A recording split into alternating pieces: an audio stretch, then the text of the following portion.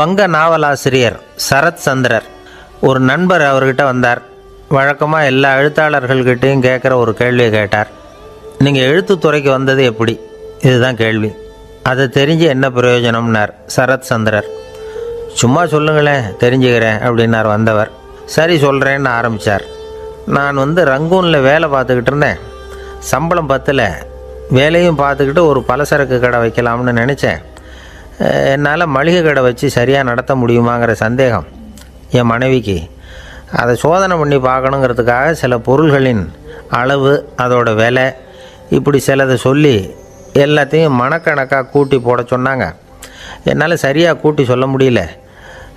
உங்களால் மளிகை கடை நடத்த முடியாதுன்னு சொல்லிவிட்டாங்க. உடனே என்ன பண்ணுறது, வேறு வழி இல்லை, கதை எழுத ஆரம்பிச்சிட்டேன் அப்படின்னார்.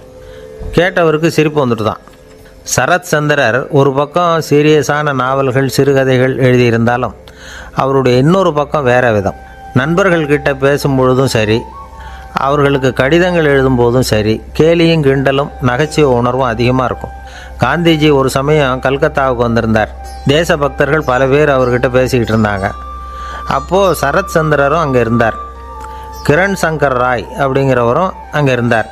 அவர் சொன்னாராம், காந்திஜியோட பழகிய முதல் வங்காளி நான் தான்.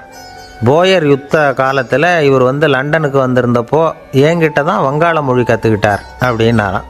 உடனே சரத் சந்திரர் காந்திஜியை பார்த்து, இவர் உங்களுக்கு வங்காள மொழி கற்றுக் கொடுத்தது உண்மைதானா அப்படின்னாராம். ஆமான்னாராம் காந்தி. அதனால தான் உங்களால் வங்காள மொழி கற்றுக்க முடியல அப்படின்னாராம். எல்லாரும் சிரித்தாங்களாம்.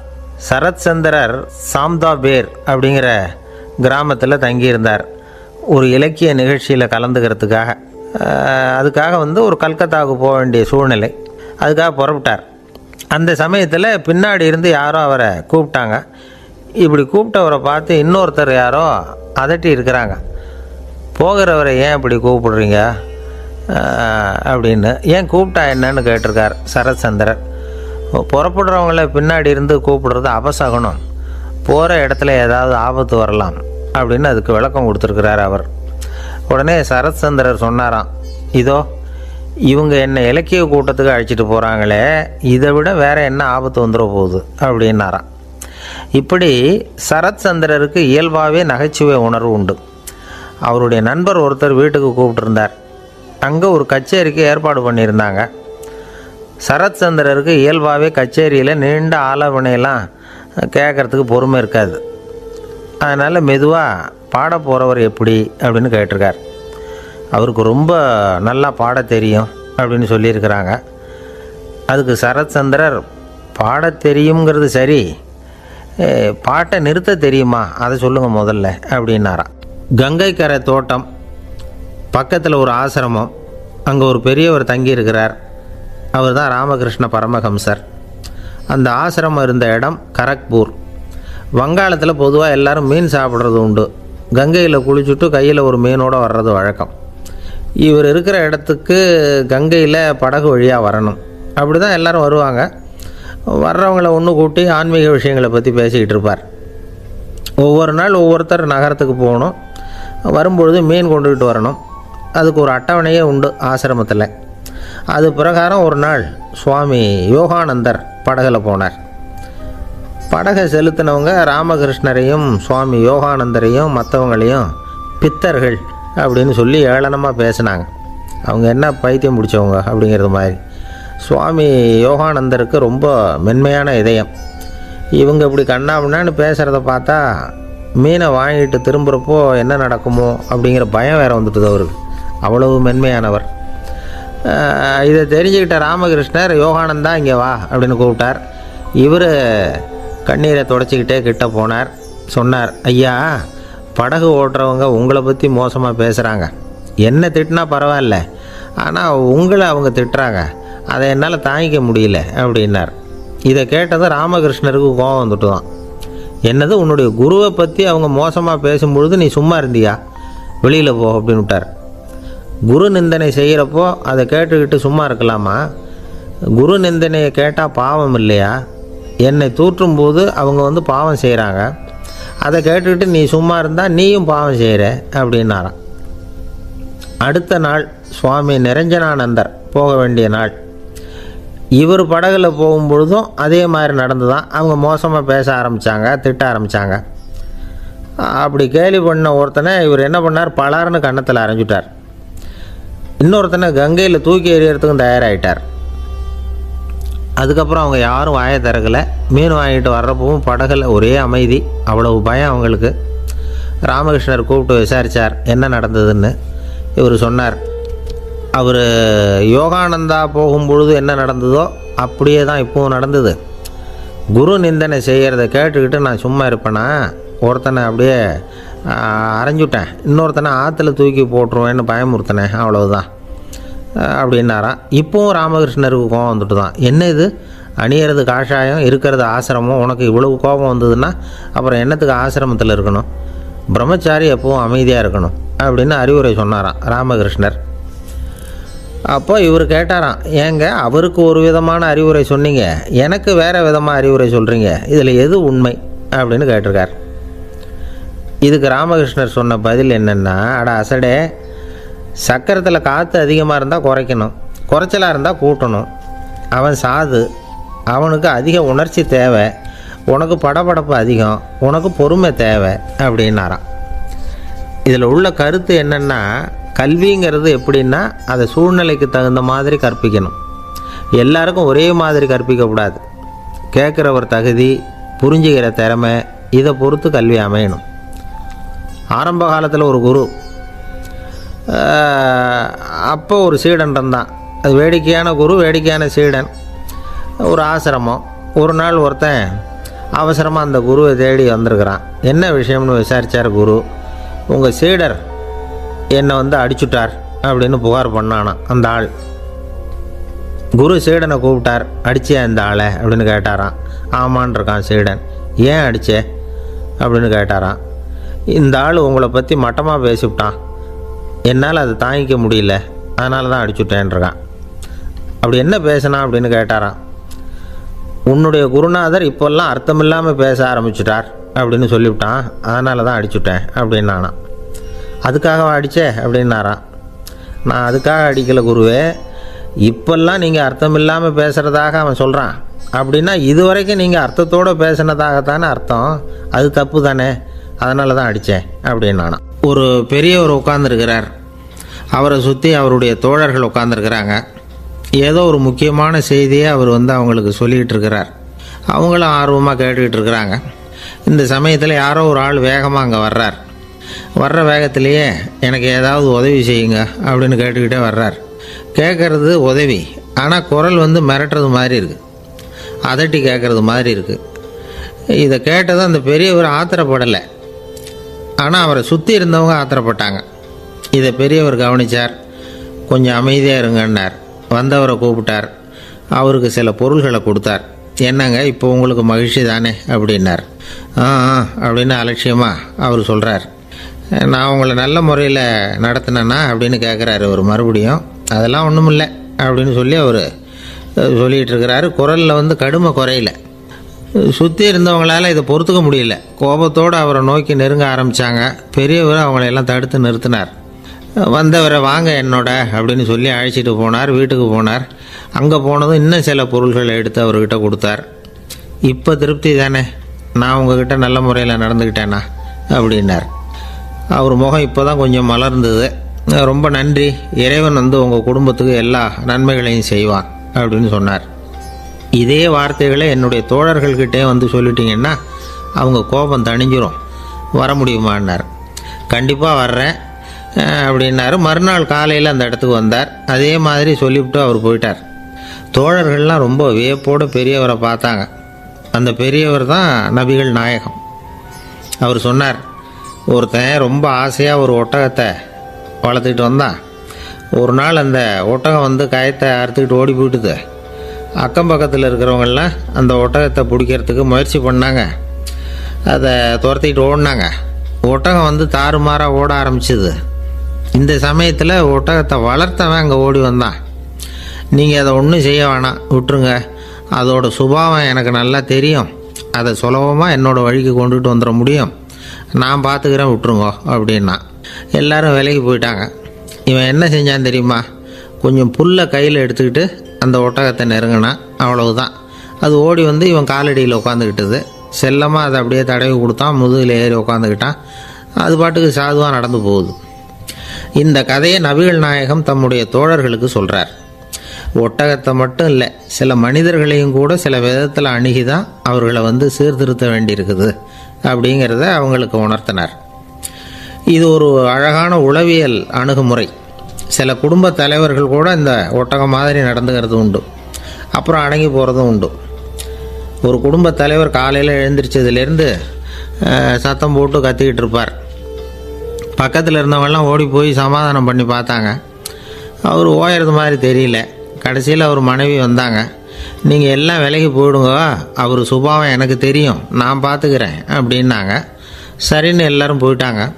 சாயந்தரமாக வந்து பார்க்குறாங்க, அவர் சத்தம் இல்லாமல் ஒரு மூலையில் உட்காந்துருக்கிறார். ரொம்ப சாதுவா.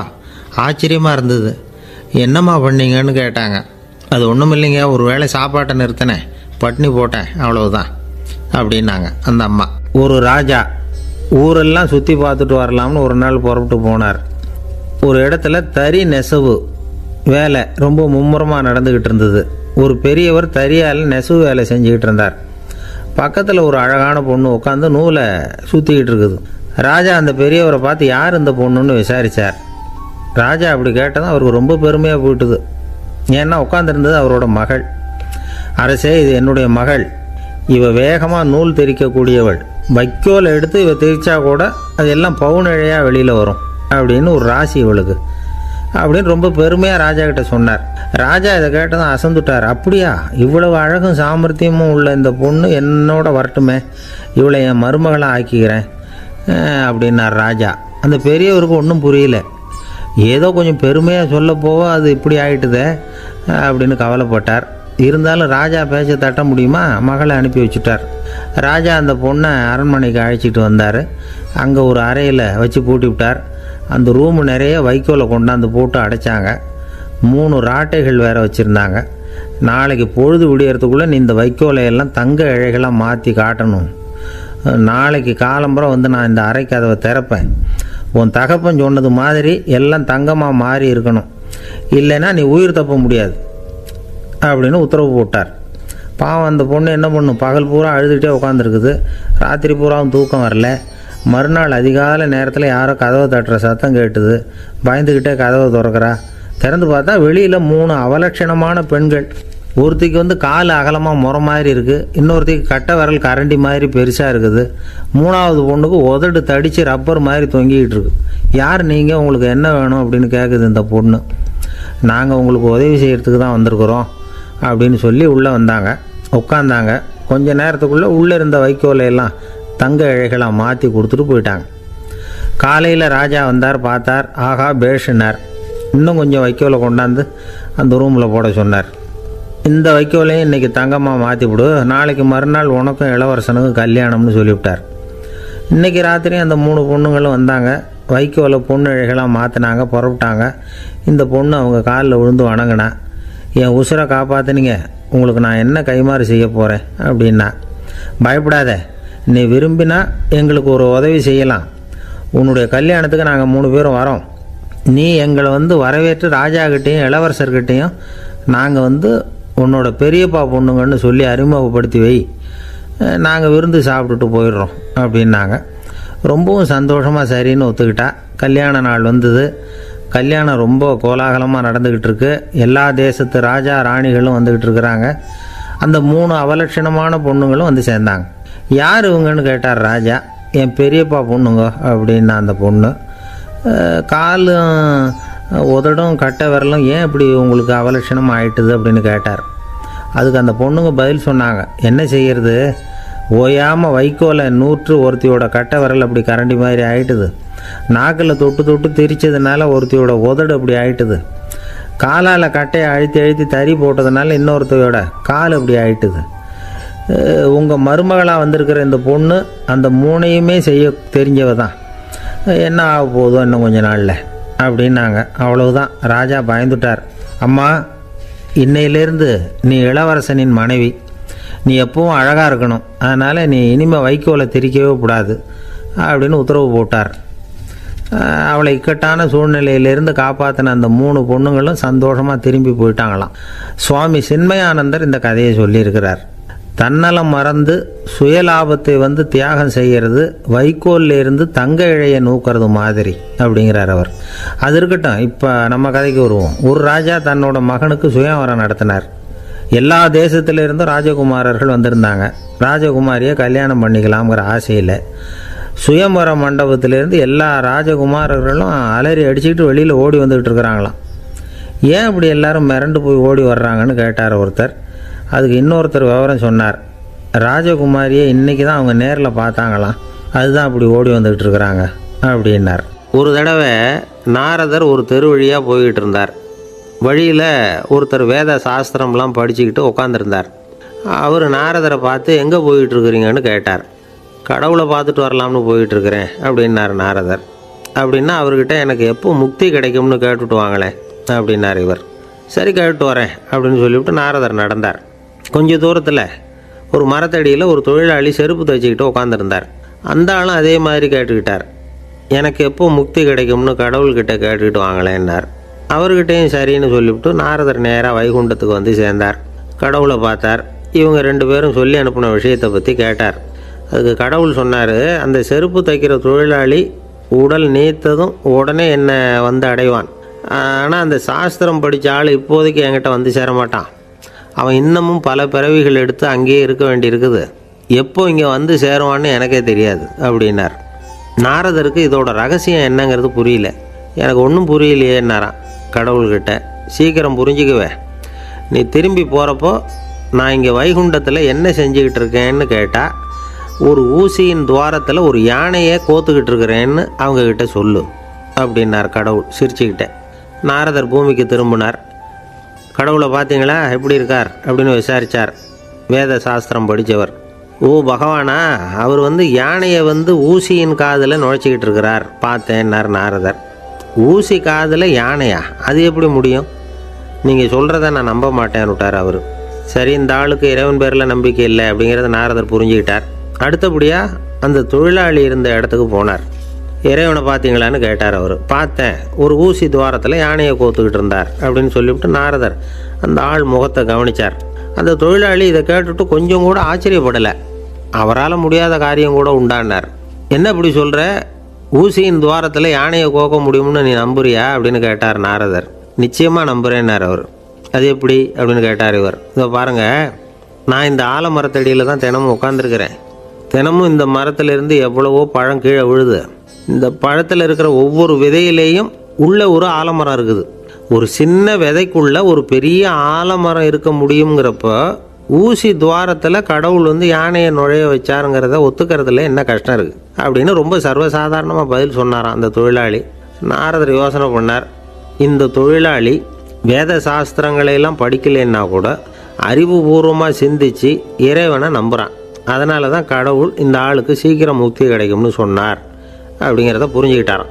இந்த கதையில் வர்ற கடவுள், நாரதர், வைகுண்டம் இதெல்லாம் ஒரு பக்கம் இருக்கட்டும், ஒரு சின்ன விதைக்குள்ளே ஒரு பெரிய ஆலமரம் தூங்கிக்கிட்டு இருக்கு அப்படிங்கிற உண்மை, அந்தரத்தில் 1000 கிரகங்கள் சுற்றிக்கிட்டு இருக்குங்கிற உண்மை, இதெல்லாம் நாம் பார்த்துக்கிட்டு தானே இருக்கிறோம். இந்த உண்மைகள் அதிசயமாக நமக்கு தெரியறதுனால அதை நம்பாமல் இருந்துட முடியாது.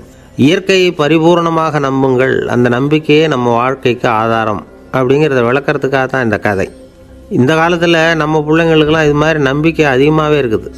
ஒரு நாள் ஒரு சின்ன பையன்கிட்ட கேட்டேன், ஏன்பா கடவுள் ஒரு பானைக்குள்ளே ஒரு யானையை நுழைய வச்சுட்டாருன்னு சொன்னால் அதை நீ நம்புவியா அப்படின்னு கேட்டோம். நம்புவேன் சார், அது ஒன்றும் பெரிய அதிசயம் இல்லைன்னா. எப்படிறான்னு கேட்டோம். எப்படின்னா அந்த பானை அந்த யானையை விட பெருசாக இருந்திருக்கும், அவ்வளவுதான் அப்படின்னு சொல்கிறான். ஒரு ஊரில் ஒரு ராஜா இருந்தார். அவர் அடிக்கடி காட்டுக்கு வேட்டையாட போவார். சில நண்பர்களையும் கூட அழைச்சிக்கிட்டு போவார். காட்டுக்கு போனதும் ஆளுக்கு ஒரு பக்கமாக போய் வேட்டையாடுவாங்க. சாயந்தரமாக திரும்பி வருவாங்க.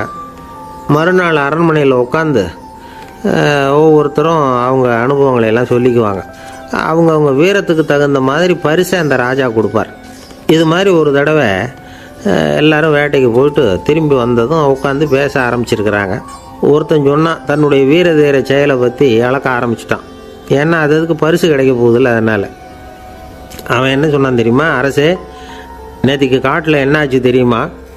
எனக்கு நேராக ஒரு சிங்கம் வாயை திறந்துக்கிட்டு வந்துட்டுது. நான் பயப்படவே இல்லை. உடனே ஒரு கல்லை எடுத்து குறி பார்த்து வீசினேன். சிங்கத்து வாய்க்குள்ளே போய் அந்த கல் மாட்டிக்கிட்டுது. அவ்வளவுதான். அந்த சிங்கம் என்னை பார்த்துட்டு பயந்துட்டு ஒரே ஓட்டமாக திரும்பி ஓடி போயிட்டுது அப்படின்னா. ஆஹா பலே அப்படின்னு எல்லாரும் கை தட்டினாங்க. ரெண்டாவது ஆள் ஒருத்தன் எழுந்திரிச்சான். அவன் சொல்ல ஆரம்பித்தான், அரசே, நான் போன வழியில் 2 பெரிய மலைப்பாம்பு கிடந்தது. என்னை முழுங்கிறதுக்கு வந்தது. நான் என்ன பண்ணேன் தெரியுமா? அந்த 2 பாம்போட வாலையும் ஒன்றா சேர்த்து முடிச்சு போட்டுட்டேன். அவ்வளவுதான். அது அங்கே இழுக்க இது இங்கே இழுக்க முடிச்சு நல்லா எருகி போட்டுது அப்படின்றான். ஆஹா அற்புதம்னு சொல்லி எல்லாரும் கை தட்டினாங்களாம். அடுத்தபடியாக 3வது ஆள் ஒருத்தன் வந்தான். அவன் சொல்ல ஆரம்பித்தான், மன்னா, நான் போன பாதையில் குறுக்க ஒரு ஆறு, அதில் இறங்கி குளித்தேன். யாரோ காலை பிடிச்சி இழுக்கிறது மாதிரி இருந்தது. திரும்பி பார்த்தா ஒரு பெரிய முதலை. நான் உடனே அப்படியே ஒரு துள்ளல் துள்ளி அது முதுகில் போய் உக்காந்துக்கிட்டேன். அதை அப்படியே கரைக்கு நீந்த வச்சேன். கரைக்கு வந்து சேர்ந்ததும் அப்படியே ஒரே துள்ளி குதித்து கரைக்கு வந்துட்டேன் அப்படின்றான். அவன் தன்னுடைய வீரத்தை அப்படி சொல்லியிருக்கான். அடடா எப்பேற்பட்ட வீரம் அப்படின்னு எல்லாரும் கை தட்டினாங்களாம். 4வது ஆள் எழுந்திரிச்சான். மன்னா, நான் போன இடத்துல ஒரு கரடி வந்து என்னை துரத்த ஆரம்பிச்சுட்டுது. நான் ஒரு மலை உச்சிக்கு வந்துட்டேன். அதுக்கப்புறம் ஒரு அடி எடுத்து வச்சாலும் அதில் பாதாளத்தில் விழ வேண்டியது தான். அந்த நேரம் பார்த்து ஒரு பெரிய ராட்சச கழுகு அந்த பக்கமாக பறந்து வந்தது. நான் உடனே அப்படியே உயர எழும்பி அந்த கழுகோட காலை பிடிச்சிக்கிட்டேன். அப்படியே தொங்கிக்கிட்டே வந்தேன். ஒரு நல்ல இடம் வந்ததும் தொப்புன்னு கீழே குதிச்சு நடந்து வந்துட்டேன்னா. இதுக்கும் எல்லாரும் கை தட்டுறாங்க. கடைசியாக ஒரு ஆள் எழுந்திரிச்சான். அரசே, நான் வந்து போன வழியில் ஒரு பெரிய யானை குறுக்க வந்தது. பயங்கரமாக சத்தம் போட்டுக்கிட்டே வந்தது. நான் பயந்து ஓடலை. உடனே என்ன பண்ணேன் தெரியுமா? அந்த யானையோட வாலை பிடிச்சி தூக்கினேன். தலைக்கு மேலே தூக்கி கரன்னு சுற்றினேன். வேகமாக சுற்றி வீசி எறிஞ்சேன். அவ்வளவுதான். அதே ஸ்பீடில் அந்த யானை மேலே போக ஆரம்பிச்சுட்டுது. இன்னும் கூட அது போய்கிட்டே தான் இருக்குது, கீழே விழவே இல்லைன்னா. இதை கேட்டதும் ராஜாவுக்கு கோபம் வந்துட்டுது. என்னை என்ன முட்டாள்னு நினச்சிக்கிட்டு பேசுகிறியா? யானையை வந்து நீ வாலை பிடிச்சி தூக்குன, அதை நான் நம்பணுமா அப்படின்னார். உடனே இவன் பணிவாக பதில் சொன்னான், அரசே, ஒரு சிங்கத்து வாயில் கல் மாட்டிக்கிட்டதை நம்புறீங்க, மலைப்பாம்பு வாலை பிடிச்சி முடிச்சு போட்டதை நம்புறீங்க, முதல்ல முதுகில் சவாரி பண்ணதையும் நம்புறீங்க, கழுகு காலை பிடிச்சிக்கிட்டு பறக்கிறதையும் நம்புறீங்க. அப்படி நம்புறப்போ நான் சொன்னதை மட்டும் நம்பக்கூடாதா அப்படின்னு கேட்டானான். பொய் சொன்னவங்கெல்லாம் தலையை தொங்க போட்டுக்கிட்டாங்களாம். ராஜா அவங்கள பார்த்து சொன்னாராம், நீங்கள் எல்லாரும் என்னை முட்டாளாக்கியிருக்கிறீங்க. கடைசியாக பேசின இவன் தான் எனக்கு உண்மை எது பொய் எதுங்கிறத புரிய வச்சிருக்கிறான். இவன் தான் உண்மையான தைரியசாலி அப்படின்னு சொல்லி அவனுக்கே பரிசையெல்லாம் கொடுத்து பாராட்டினாராம். இப்படி ஒரு கதை. உண்மையை நிலைநாட்டுகிறவன் தான் உண்மையான வீரன் அப்படிங்கிறத இதிலிருந்து நாம் புரிஞ்சுக்கணும். இந்த காலத்துல எல்லாம் பொய் சொன்னாதான் பிழைக்க முடியுங்கிறது ஒரு சில பேரோட நம்பிக்கை. ஒரு அப்பாவுக்கு தன் மகனுக்கு பொய் சொல்ல தெரியலையேங்கிற கவலை. பொய் சொன்னாதான் இந்த உலகத்தில் பிழைக்கலாம், ஆனால் இவனுக்கு அது தெரியலையே, அதனால் இவனை அழைச்சிட்டு போய் நடுக்கடலில் விட்டுட்டு வந்துடுவோம் அப்படின்னு அழைச்சிட்டு புறப்பட்டான். கடற்கரைக்கு போனான். மகனுக்கு சந்தேகம், எங்கேப்பா என்னை அழைச்சிட்டு போகிறேன்னு கேட்டிருக்கான். கடலில் மீன் பிடிக்க கற்றுக் கொடுக்க போகிறேன் உனக்கு அப்படின்னானா. நான் ஏற்கனவே மீன் பிடிச்சிட்டேனேன்னானா இவன் மகன். எங்கே அதுன்னு கேட்டிருக்கான். அப்பங்காரன். சுட்டு சாப்பிட்டுட்டேன்ருக்கான் புள்ள. அப்பங்காரன் பார்த்தான், சரி நம்ம புள்ள பொழைச்சிக்கோ அப்படின்னு சொல்லி திருப்பி அழைச்சிட்டு வந்துட்டானா. ஒரு ஆள் அசையாமல் கிடக்கிறார். அவர் இருக்காரா போயிட்டாராங்கிறத எப்படி முடிவு பண்ணுறோம்? அவர் மூக்குக்கு முன்னாடி புறங்கையை வச்சு பார்க்குறோம், மூச்சு வருதா இல்லையா அப்படிங்கிறத கண்டுபிடிக்கிறதுக்காக. மூச்சுங்கிறது அவ்வளவு முக்கியமான ஒரு விஷயம். சுவாசம் இல்லைன்னா எதுவுமே இல்லை. நம்ம பூமி இருக்க அது கூட சுவாசிக்குதுங்கிறத சோவியத் விஞ்ஞானிகள் கண்டுபிடிச்சிருக்கிறாங்க. பூமிக்கு மேலே இருக்கிற மண் அடுக்கில் காற்றில் உள்ள ஆக்சிஜன் ஆக்சிகரணம் அடையுது அப்படின்னு தான் இதுவரைக்கும் எல்லோரும் நம்பிக்கிட்டு இருந்தாங்க.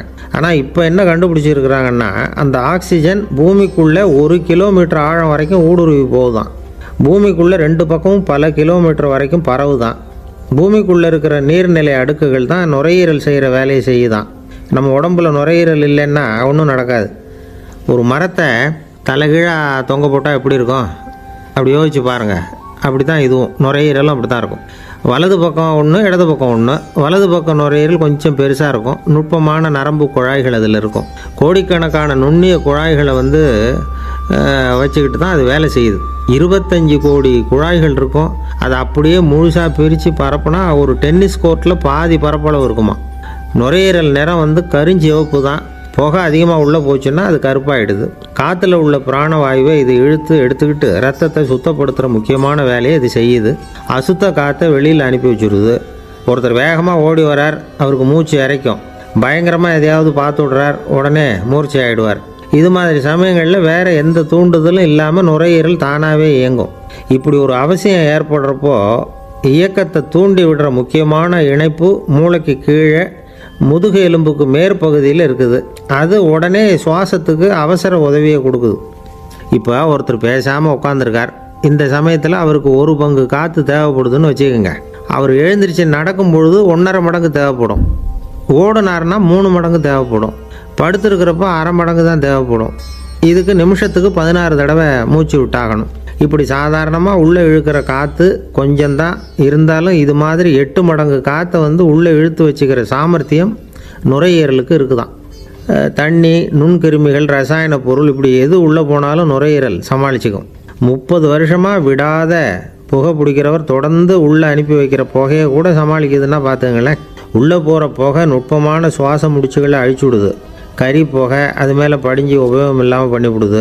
ஆனாலும் தேவைக்கு அதிகமாக 8 மடங்கு கூடுதலாக சுவாச முடிச்சுகள் நம்ம உடம்புக்குள்ளே இருக்கிறதுனால சமாளிக்க முடியுது. சமாளிக்க முடியலன்னா சில சமயம் மூச்சு திணறும். அதை ஒரு எச்சரிக்கையாக எடுத்துக்கிட்டு புகை பிடிக்கிற பழக்கத்தை விட்டுடணும். அதுதான் நல்லது. ஆனால் அப்படி யார் விடுறது? இணை பிரியாத 2 நண்பர்கள் இருந்தாங்களாம். 2 பேரும் விடாமல் சிகரெட்டு குடிக்கிறவங்க. அதில் ஒருத்தன் செத்து போட்டான். இன்னொருத்தன் அதுக்கப்புறம் 2 சிகரெட்டாக குடிக்க ஆரம்பித்தானா. ஏன் இப்படி பண்ணுறேன்னு கேட்டிருக்காங்க. நான் 1 சிகரெட்டு தான் குடிக்கிறேன், செத்து போன என்னுடைய ஃப்ரெண்டு இருக்கானே செத்து போனவன், அவனுக்காக இன்னொரு சிகரெட்டு குடிக்கிறேன் அப்படின்னு நானா. இது ரொம்ப ஆபத்து, விட்டுடு அப்படின்னு சொல்லியிருக்காங்க. சரின்னு ஒத்துக்கிட்டான். ஆனால் அதுக்கப்புறமும் 1 சிகரெட் வீதமாக குடிச்சிக்கிட்டே இருந்தான். சிகரெட்டு பழக்கத்தை நீ இன்னும் விடலையான்னு கேட்டாங்களாம். அந்த பழக்கத்தை நான் எப்போவோ விட்டுட்டேன், இப்போ நான் குடிக்கிறது என் ஃப்ரெண்டுக்காக அப்படின்னு நானா. இவங்கெல்லாம் எப்படி திருந்துறது? என்னை விட யோக்கியம் இந்த உலகத்தில் வேறு யாரும் இல்லை சார் அப்படின்னார் ஒருத்தர். அவரை விட அயோக்கியன் வேறு யாரும் இருக்க முடியாதுங்கிற முடிவுக்கு கேட்டவங்க வந்துட்டாங்களாம். மனுஷனுக்கு இருக்கிற ஒரு மிகப்பெரிய குறையே தன்கிட்ட இருக்கிற குறை அவனுக்கு தெரியாமல் போகிறது தான். ஆனால் அடுத்தவங்ககிட்ட இருக்கிற குறை இவனுக்கு தெளிவாக தெரிஞ்சிடும்.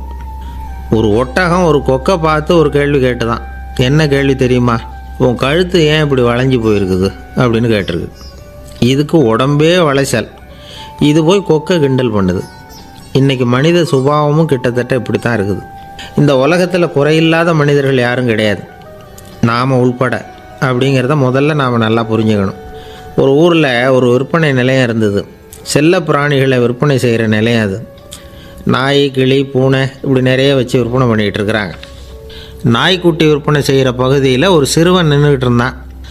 விற்பனை செய்கிற ஆளுகிட்ட விலை கேட்டுக்கிட்டு இருந்தான். அதோ இருக்குதே அந்த நாய்க்குட்டி என்ன விலை அப்படின்னு கேட்டானா. 1000 ரூபா அப்படின்னாரான். சரி அது வேணாம், இது என்ன விலைன்றிருக்கான். 500 ரூபா அப்படின்னாரான். இந்த சின்ன பையன் கையில் வச்சுருந்தது வெறும் 50 ரூபா தான். அதனால் இதை விட குறைச்சலாக கிடைக்குமான்னு பார்த்துருக்கான். அந்த கடையில் ஒரு மூலையில் சரியாக கவனிக்கப்படாமல் ஒரு நாய்க்குட்டி படுத்து கிடந்தது. பாவமாக கத்திக்கிட்டு இருந்தது. அதை பார்த்ததுமே இவனுக்கு அது ரொம்ப பிடிச்சி போச்சு. உடனே அந்த கடைக்காரரை பார்த்து, அதுவும் அந்த மூலையில் படுத்து கிடக்குதே அந்த நாய்க்குட்டி என்ன விலை அப்படின்னு கேட்டிருக்கான். தம்பி, அது ஒரு கால் ஊனம், அதனால் அது உன்னோட குதித்து விளையாடவோ ஓடுறதோ அதால் முடியாத காரியம் அப்படின்ட்டுருக்கார் அவர். அது தெரிஞ்சு தாங்க கேட்குறேன், அதோட விலை என்ன அதை மட்டும் சொல்லுங்களேன் அப்படின்ட்டுருக்கான். தம்பி, இது கால் ஊனம் உள்ள ஒரு நாய். இதை போய் காசு கொடுத்து வாங்கிறதுக்கு யாராவது பிரியப்படுவாங்களா? இதை நான் உனக்கு இலவசமாகவே தர்றேன், எடுத்துகிட்டு போ அப்படின்னாரான். இதை கேட்டதும் அந்த சிறுவனுக்கு கோபம் வந்துட்டு தான். நீங்கள் ஒன்றும் சும்மா கொடுக்க வேணாம், இந்தாங்க 50 ரூபா, இதை வச்சுக்கிட்டு நாய்க்குட்டியை கொடுங்க அப்படின்ட்டுருக்கான். அவருக்கு ஒன்றும் புரியல, ஆச்சரியமாக இருந்தது. சரின்னு பணத்தை வாங்கிட்டு நாய்க்குட்டியை தூக்கி கொடுத்தார். அந்த சிறுவன் அந்த நாய்க்குட்டியை 2 கையாலையும் வாங்கினா, மார்போடு பிரியமாக சேர்த்து அணைச்சிக்கிட்டான். தெருவில் இறங்கி நடக்கிறான். அப்படி நடக்கும்பொழுது தான் பார்க்குறார், கடைக்காரர் ஆச்சரியமாக அவனை பார்க்குறார். அப்போ தான் அவருக்கு ஒரு விஷயம் புரியுது. அந்த சிறுவன் தெருவில் நாய்க்குட்டியை மார்போடு அணைச்சிக்கிட்டு விந்தி விந்தி நடந்து போய்கிட்டு இருக்கிறான். ஆமாம், அவனுக்கும் ஒரு கால் ஊனம். இந்த நாய்க்குட்டியை யாருமே வாங்க மாட்டாங்கன்னு நினச்சிக்கிட்டு இருந்தார். குறையுள்ள அதுக்கும் ஒரு எஜமானன் கிடச்சிட்டான். அதனால் ஊனம் ஒரு குறை இல்லை அப்படிங்கிற உண்மையை அந்த கடைக்காரர் புரிஞ்சுக்கிட்டாராம். நம்மால் ஒருத்தர் கொஞ்சம் வயசானவர், எழுந்திரிச்சு சரியாக நடக்க முடியாது, சாய்வு நாற்காலியிலேயே எப்பவும் உட்காந்துருப்பார். அவர் தனக்கு துணையாக ஒரு நாயை பக்கத்தில் வச்சுருந்தார். அதுவும் ரொம்ப வயசான ஒரு நாய், எழுந்திரிக்கவே சிரமப்படும். நடக்கவும் முடியாது.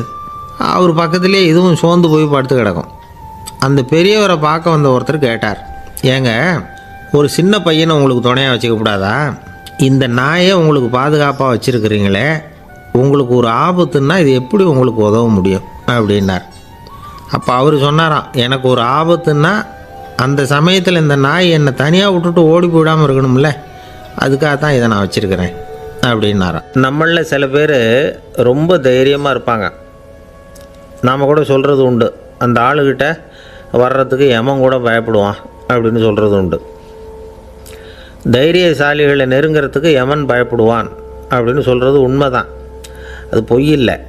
மன வலிமை இருக்குது பாருங்கள், அது மனுஷனை காப்பாற்றும். இது மருத்துவ ரீதியான உண்மை. உடல் கோளாறுகள் மன ஆரோக்கியத்தை பாதிக்கும். மன எழுச்சி, மன போராட்டம் இதெல்லாம் உடல் இயக்கத்தில் மாறுதலை உண்டாக்குது.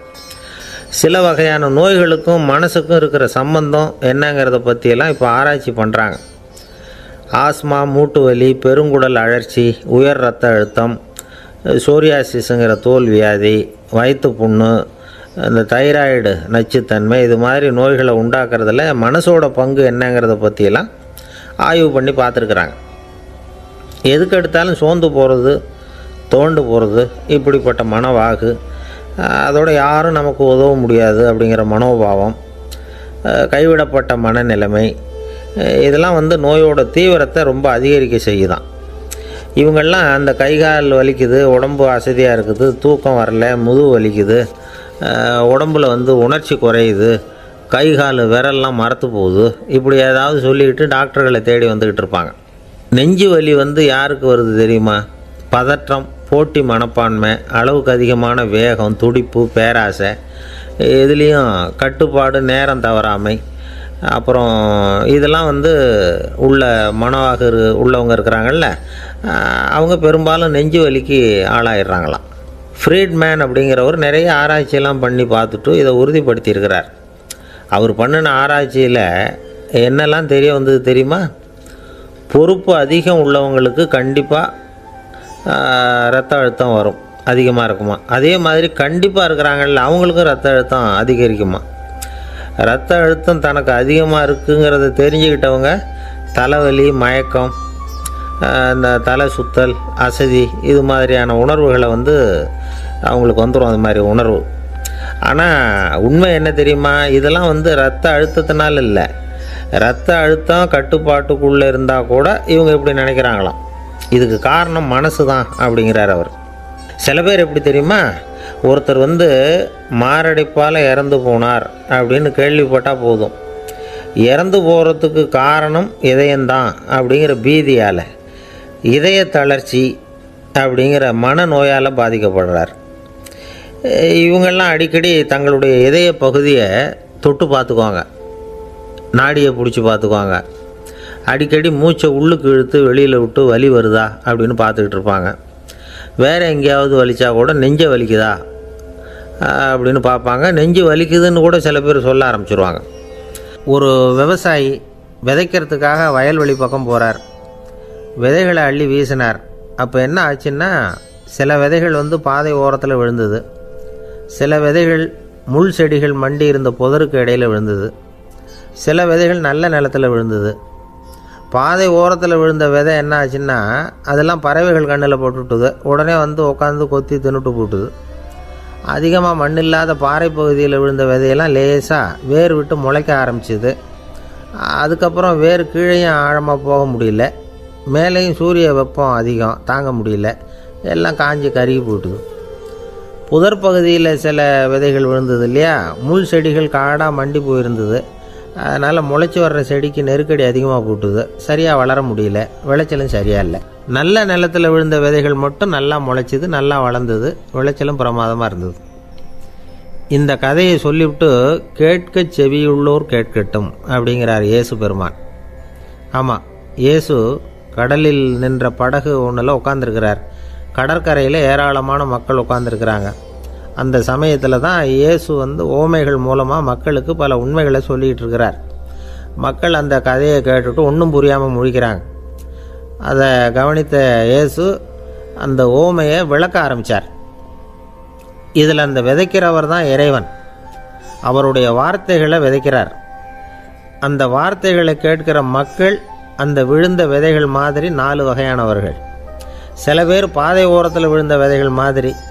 இறைவன் வார்த்தைகளை அவங்க கேட்குறாங்க, ஆனால் தீய எண்ணங்கள் செய்கைகள் மூலமாக விதைக்கப்பட்ட வார்த்தைகள் அழிஞ்சு போடுது. இறைவன் வார்த்தைகளை கேட்ட உடனே மகிழ்ந்து போய் உடனே சில பேர் அதை ஏற்றுக்கிறாங்க. இவங்கெல்லாம் அந்த பாறை பகுதியில் விழுந்த விதைகள் மாதிரி. அதனால் இவங்கெல்லாம் வேறு இல்லாதவங்க. கொஞ்ச காலத்துக்கு இறை வார்த்தைகளுக்கு கீழ்ப்படிந்து நடப்பாங்க. அதனால் ஏதாவது இடைஞ்சல் ஏற்பட்டால் உடனே தடுமாறுவாங்க. தங்கள்கிட்ட இருக்கிற நல்ல பண்புகளை விட்டுட்டு பாவ வழிகளுக்கு போயிடுவாங்க. முள் செடிகளுக்கு இடையில் விழுந்த விதைகள் மாதிரி உள்ளவங்க யாருன்னா, இவங்களுக்கு உலக கவலை உண்டு, செல்வத்தின் மீது மயக்கம் உடையவர்கள். உலக ஆசைகள் இவங்களுக்குள்ளே பூந்துடுறதுனால அங்கே இருக்கிற நல்ல பண்புகள் மறைஞ்சு போயிடுது. அதனால் அவங்களும் உபயோகம் இல்லாதவங்களாக ஆயிடுறாங்க. நல்ல மனிதர்கள் நல்ல நிலத்தில் விழுந்த விதைகளுக்கு ஒப்பானவர்கள். இவங்க இறை வார்த்தையை கேட்குறாங்க, அதை ஏற்றுக்கிறாங்க, அவங்களும் நல்லபடியாக வாழுறாங்க, அடுத்தவங்களுக்கும் உபயோகமாக இருப்பாங்க. இதுதான் இயேசு சொன்ன விளக்கம். நல்ல வார்த்தைகளை கேளுங்கள், நல்ல வார்த்தைகளை ஏற்றுக்கொள்ளுங்கள், அடுத்தவங்களுக்கு உபயோகமாக இருங்க. இதுதான் பெரியவங்கள்லாம் நமக்கு சொல்லுகிற உபதேசம். ஒரு அப்பா தன்னுடைய மகனுக்கு உபதேசம் பண்ணார். இதை பாருப்பா, நல்ல வார்த்தைகளை கேட்கணும், எப்போதுமே மகன் அப்பா பேச்சை கேட்குறது நல்லது அப்படின்னாராம். நீ ஏதாவது ஒரு தப்பு பண்ணால் என் தலையில் ஒரு முடி நரைச்சி வெள்ளையாக போடும்பா, நீ செய்கிற ஒவ்வொரு தப்புக்கும் என் தலையில் ஒவ்வொரு முடி வெள்ளையாயிடும் அப்படின்னாராம். பையன் யோசித்தான், அப்பா இப்போ தான் எனக்கு புரியுது, தாத்தாவோட தலைமுடி பூராவும் வெள்ளையாக இருக்கிறதுக்கு என்ன காரணம்ங்கிறது எனக்கு இப்போ தான் புரியுது அப்படின்னானா. ஒரு ஊரில் ஒரு ராஜா இருந்தார். அவர் ஒரு பூனை வளர்த்தார். ரொம்ப செல்லமாக அவர் அந்த பூனையை வளர்த்தார். அவர் என்ன பண்ணுவார் தெரியுமா? இரவு நேரத்தில் அந்த பூனையோட தலையில் ஒரு விளக்கை வச்சுருவார். அந்த பூனை ரொம்ப ஜாக்கிரதையாக அந்த விளக்கு கீழே விழுந்துடாமல் பார்த்துக்கும். தலையை ஆட்டாமல் ரொம்ப நிதானமாக ராஜா பின்னாடி நடந்து போய்கிட்டே இருக்கும். அந்த விளக்கு வெளிச்சத்தில் எல்லா வேலைகளையும் செஞ்சுருவார். கையில் ஒரு விளக்கை தனியாக எடுத்துகிட்டு போக வேண்டிய அவசியமே இல்லை. விளக்கை தூக்கிட்டு போகிற வேலையை அந்த பூனை பார்த்துக்கும். அதனால் ராஜாவுக்கு அந்த பூனை மேலே ரொம்ப பிரியம். மந்திரிகளையெல்லாம் கூப்பிட்டு அவங்கக்கிட்ட சொல்லுவார், பார்த்தீங்களா இந்த பூனை எவ்வளவு விசுவாசமாக நடக்குது, என் பேரில் எவ்வளவு மரியாதை பார்த்தீங்களா அதுக்கு அப்படிம்பார். இதை கேட்டுவிட்டு அங்கேருந்து அமைச்சர்களில் ஒருத்தர் சொன்னார், மன்னா நீங்கள் சொல்கிறது சரிதான், இருந்தாலும் இந்த பூனையோட விசுவாசத்தை நாம் கொஞ்சம் சோதித்து பார்க்க வேண்டியிருக்கு அப்படின்னாராம். சரி, உங்கள் ஆசையை ஏன் கெடுக்கணும், நல்லா சோதித்து பாருங்கள் அப்படின்னு சொல்லிவிட்டார் ராஜா. உடனே அந்த அமைச்சர் என்ன பண்ணார் தெரியுமா? எங்கேயோ புறப்பட்டு போனார். ஒரு 5-6 எலிகளை பிடிச்சிக்கிட்டு வந்தார். அரண்மனையில் ராஜா ஏதோ வேலை பார்த்துக்கிட்டு இருக்கிறாரு. பக்கத்தில் அந்த பூனை ரொம்ப பணிவாக நின்றுக்கிட்டு இருக்குது. அது தலையில் விளக்கு எரிஞ்சிக்கிட்டு இருக்கு. அமைச்சர் தான் பிடிச்சிக்கிட்டு வந்த எலிகளை அந்த பூனை பார்வையில் படுறது மாதிரி எதிரில் விட்டார். அந்த எலிகள்லாம் அங்கேயும் இங்கேயும் ஓட ஆரம்பிச்சிது. அதை பார்த்தது பூனை, அவ்வளவுதான். தலையில் இருக்கிற விளக்கை பற்றியும் கவலைப்படலை, ராஜாவை பற்றியும் கவலைப்படலை. ஒரே பாய்ச்சலாக பாஞ்சு எலிகளை துரத்த ஆரம்பிச்சுட்டுது. தலையில் இருந்த விளக்கு எங்கேயோ போய் விழுந்தது, அணைஞ்சு போச்சு. இருட்டில் ராஜா தடுமாற ஆரம்பிச்சுட்டார். இந்த சமயத்தில் அந்த அமைச்சர் மறுபடியும் விளக்கை ஏற்றினார். வெளிச்சம் வந்தது. அதுக்கப்புறம் அந்த அமைச்சர் பேசினார், அரசே, பூனையோட விசுவாசத்தை பார்த்தீங்களா? எலி அது கண்ணில் படுற வரைக்கும் தான் விசுவாசமாக இருந்தது. அது மாதிரி எலியை பார்த்ததும் எல்லாத்தையும் விட்டுட்டு அதை துரத்த ஆரம்பிச்சுட்டு பார்த்தீங்களா? தான் அந்த பூனையை பற்றி நினச்சது தப்புங்கிறது அதுக்கப்புறம் தான் அந்த ராஜாவுக்கு புரிஞ்சுதான். சரி, இப்போ எதுக்கு இந்த கதையெல்லாம் அப்படிங்கிறீங்களா? இந்த பூனை மாதிரி தான் நம்ம மனசும். மனசை எவ்வளவு தான் பயிற்சி கொடுத்து பக்குவமாக வச்சுருந்தாலும் பார்க்குறதுக்கு பரமசாது மாதிரி தான் இருக்கும். பார்க்க வேண்டியதை பார்த்துட்டுதுன்னா பாஞ்சிரும். இந்த பூனை மாதிரி புலன் இன்ப பொருள்கள் கிட்டாத வரைக்கும் மனம் அடங்கி இருக்கிறது மாதிரி தான் தெரியும். கொஞ்சம் வாய்ப்பு கிடைச்சாலும் அது குதிக்க ஆரம்பிச்சிரும், தப்பு பண்ண ஆரம்பிச்சிரும். பெரிய பெரிய முனிவர்கள் வாழ்க்கையில் நடந்த வீழ்ச்சி இதை தான் நிரூபிக்குது. புலன்களின் ஆற்றல் அதிகம். அதனால் மனக்கட்டுப்பாடு பயிற்சிகளில் ரொம்ப எச்சரிக்கையாக இருக்கணுங்கிறார் சுவாமி சிவானந்தர். மது பழக்கத்தையே விட்டுவிட்டேன்னு உறுதியாக இருப்பான். கடை கண்ணில் பட்டுவிட்டுதுன்னா கால் அவனை கேட்காமலே இழுத்துக்கிட்டு உள்ளே போயிடும். இதுதான் மனசுங்கிறது. அதுதான் அந்த ராஜா வளர்த்த பூனை. நம்மால் ஒருத்தன் அந்த ராஜா பூனை தலையில் விளக்க வச்சது மாதிரி இவன் தன்னுடைய தலையிலேயே ஒரு விளக்கை ஏற்றி வச்சுக்கிட்டு என்னத்தையோ தேட ஆரம்பித்தான். தேடிக்கிட்டு இருக்கிறான். தலையை ஆட்டாமல் நிதானமாக நடந்து ரொம்ப நேரமாக தேடிகிட்டு இருக்கிறான். அந்த சமயம் அங்கே ஒருத்தர் என்னத்தை தேடுறீங்கன்னு கேட்டார். அதுதான் மறந்து போச்சு அப்படின்னு இழுத்தான். சரி, கொஞ்சம் இப்படி உட்காருங்க, ஞாபகம் வந்ததும் தேட ஆரம்பிக்கலாம் அப்படின்னார் அவர். இவன் கொஞ்ச நேரம் உட்காந்து யோசித்தான். அப்புறம் திடீர்னு எழுந்திரிச்சான்.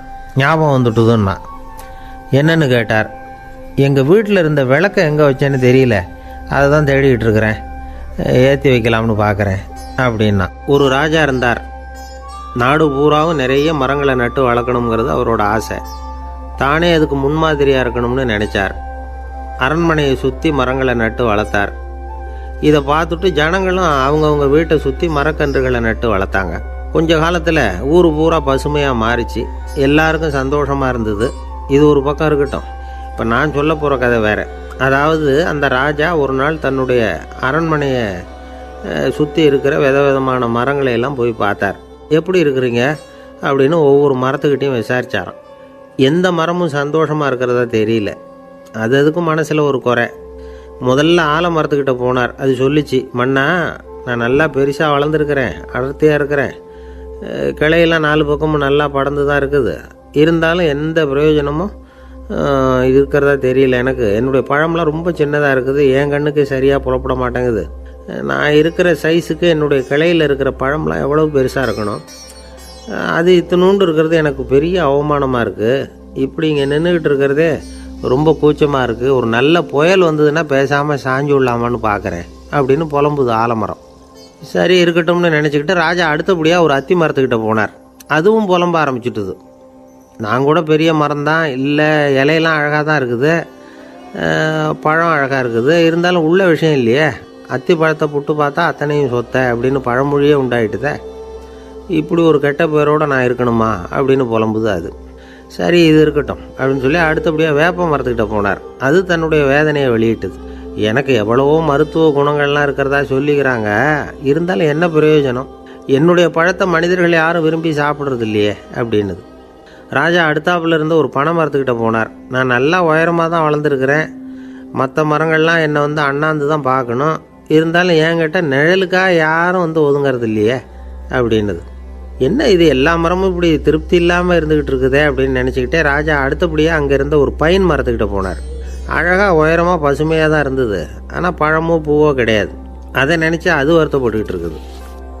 ஓக் மரம் அது ஒன்று நின்றுட்டு இருந்தது. அது என்ன சொல்லிச்சுன்னா, இலையுதிர் காலத்தில் என் மேலே இருக்கிற எல்லா இலைகளும் உதிர்ந்து போடுது, முடி கொட்டின மனிதர்கள் மாதிரி மொட்டையாக நான் நிற்க வேண்டியிருக்குது, என்ன வாழ்க்கை இது அப்படின்னு சொல்லி அழுத்துக்கிட்டது. சரி, புளிய மரம் என்ன சொல்லுது பார்ப்போம்னு அதுக்கிட்ட போனால், என்னுடைய நிழலில் யாருமே தங்க மாட்டாங்க, உடம்புக்கு சூடுன்னு ஒதுங்கி போயிடுவாங்க, அடிமரத்தை பார்த்தீங்கன்னா பட்டையெல்லாம் உறிஞ்சி பார்க்குறதுக்கே கேவலமாக இருப்பேன் அப்படின்னுது அது. முருங்கை மரம் என்ன சொல்லிச்சு தெரியுமா, என்னுடைய இலை காயெல்லாம் சாப்பிட்றவங்களுக்கு சத்து கொடுக்கறது வாசவம்தான், ஆனால் என் உடம்புல சத்தே கிடையாது, கொஞ்சம் வேகமாக காற்று அடிச்சதுன்னா முறிஞ்சி விழுந்துடுறேன், என்ன வாழ்க்கை இது அப்படின்னு சொல்லி அது வருத்தப்பட்டது. ராஜா யோசனை பண்ணார். என்ன இது, மரங்கள் பூமியின் வரங்கள்னு சொல்கிறோம், மழை பெய்யறதுக்கு அதுதான் காரணம், பூமி செழிப்பாக இருக்கிறதுக்கும் அதுதான் காரணம், வீடு கட்டுறதுக்கு மரம், நாற்காலி செய்ய உபயோகப்படுத்துறதுக்கும் அதுதான் உபயோகப்படுது, மனுஷனுக்கு வேண்டிய ஆகாரங்களையும் கொடுக்குது, இப்படிலாம் இருந்தும் எல்லா மரமும் நிம்மதி இல்லாமல் இருந்துக்கிட்டு இருக்குதே அப்படின்னு நினச்சார். அப்போது அங்கே இருந்த ஒரு மகிழ மரம் அவர் கண்ணில் பட்டுது. அந்த மரம் மட்டும் கொஞ்சம் நிம்மதியாக மகிழ்ச்சியாக இருக்கிறது மாதிரி தெரிஞ்சுது. உடனே ராஜா அதுக்கிட்ட போனார். உனக்கு மனசில் எதுவும் குறை இல்லையான்னு கேட்டார். இல்லை, நான் சந்தோஷமாக தான் இருக்கேன்னு அந்த மகிழ மரம். அப்படியான்னு ஆச்சரியமாக கேட்டார் ராஜா. ஆமாம் மன்னா, இந்த இடத்துல நீங்கள் ஒரு முருங்கை மரத்தையோ வேப்ப மரத்தையோ கூட நட்டிருக்கலாம், ஆனால் இந்த இடத்துல நடுறதுக்கு என்ன தேர்ந்தெடுத்துருக்குறீங்க, அதுவே எனக்கு பெருமை, அதுவே எனக்கு திருப்தி அப்படின்னு தான் மகிழ மரம். மகிழ மரம் சாதாரணமாக தான் இருக்கும், இளம் மஞ்சள் நிறத்தில் பூக்கள், அது காய்ந்தும் மனம் வீசும். மகிழ மரம் மாதிரி மன திருப்தியோடு வாழறதுக்கு நாம் கற்றுக்கணுமா. நாம் இந்த உலகத்தில் ஒரு நாயாவோ நரியாவோ கூட பிறந்திருக்கலாம், மனுஷனாக பிறந்திருக்கிறோம், அதுவே பெருமை தானே. இந்த நிறைவு தான் மகிழ்ச்சியின் ரகசியம். ஒரு பையன் அப்பா கிட்ட போய், அப்பா, நீங்கள் இந்த உலகத்தில் ஒரு மனுஷனாக பிறந்தது என்னோட அதிர்ஷ்டம் நானா. ஏண்டா அப்படி சொல்கிறேன்னு இருக்கார் அப்பா. நீங்கள் ஒரு கரடியாக பிறந்திருந்தா இந்நேரம் நானும் ஒரு கரடி குட்டியாக தானே இருந்திருப்பேன் அப்படின்னு நானா பையன். இந்த உலகத்தில் நாம் நல்லபடியாக இருக்கணும்னா அதுக்கு முக்கியமாக தேவைப்படுறது 2. ஒன்று செல்வம், இன்னொன்று அறிவு. சரி, இது 2ல் சிறந்தது எது அப்படின்னு ஒரு கேள்வி கேட்டால் என்ன பதில் சொல்கிறது? இதே கேள்வியை ஹஸ்ரத் அலி அவர்கள்கிட்ட கேட்டாங்களாம். அவர் ஒரு பெரிய அறிஞர். கேள்வி கேட்டவங்களும் சாதாரண ஆட்கள் இல்லை, இவங்களும் அறிஞர்கள். ஒரு நாள் ஹஸ்ரத் அலி அவர்கள்கிட்ட 10 அறிஞர்கள் வந்தாங்களாம். ஐயா, நாங்கள் 10 பேரும் உங்ககிட்ட ஒரே கேள்வியை தான் கேட்க வந்திருக்கிறோம், ஆனால் எங்கள் 10 பேருக்கும் நீங்கள் தனித்தனியாக பதில் சொல்ல முடியுமா அப்படின்னு கேட்டிருக்காங்க. அதாவது அவங்க ஒரே கேள்விக்கு இவர்கிட்ட இருந்து 10 விதமான பதில் எதிர்பார்க்குறாங்க. சரி கேளுங்க, என்ன கேள்வி அப்படின்னார் அவர். அப்போ தான் அவங்க கேட்டாங்களாம், செல்வம் அறிவு இது 2ல் சிறந்தது எது? இதுதான் கேள்வி.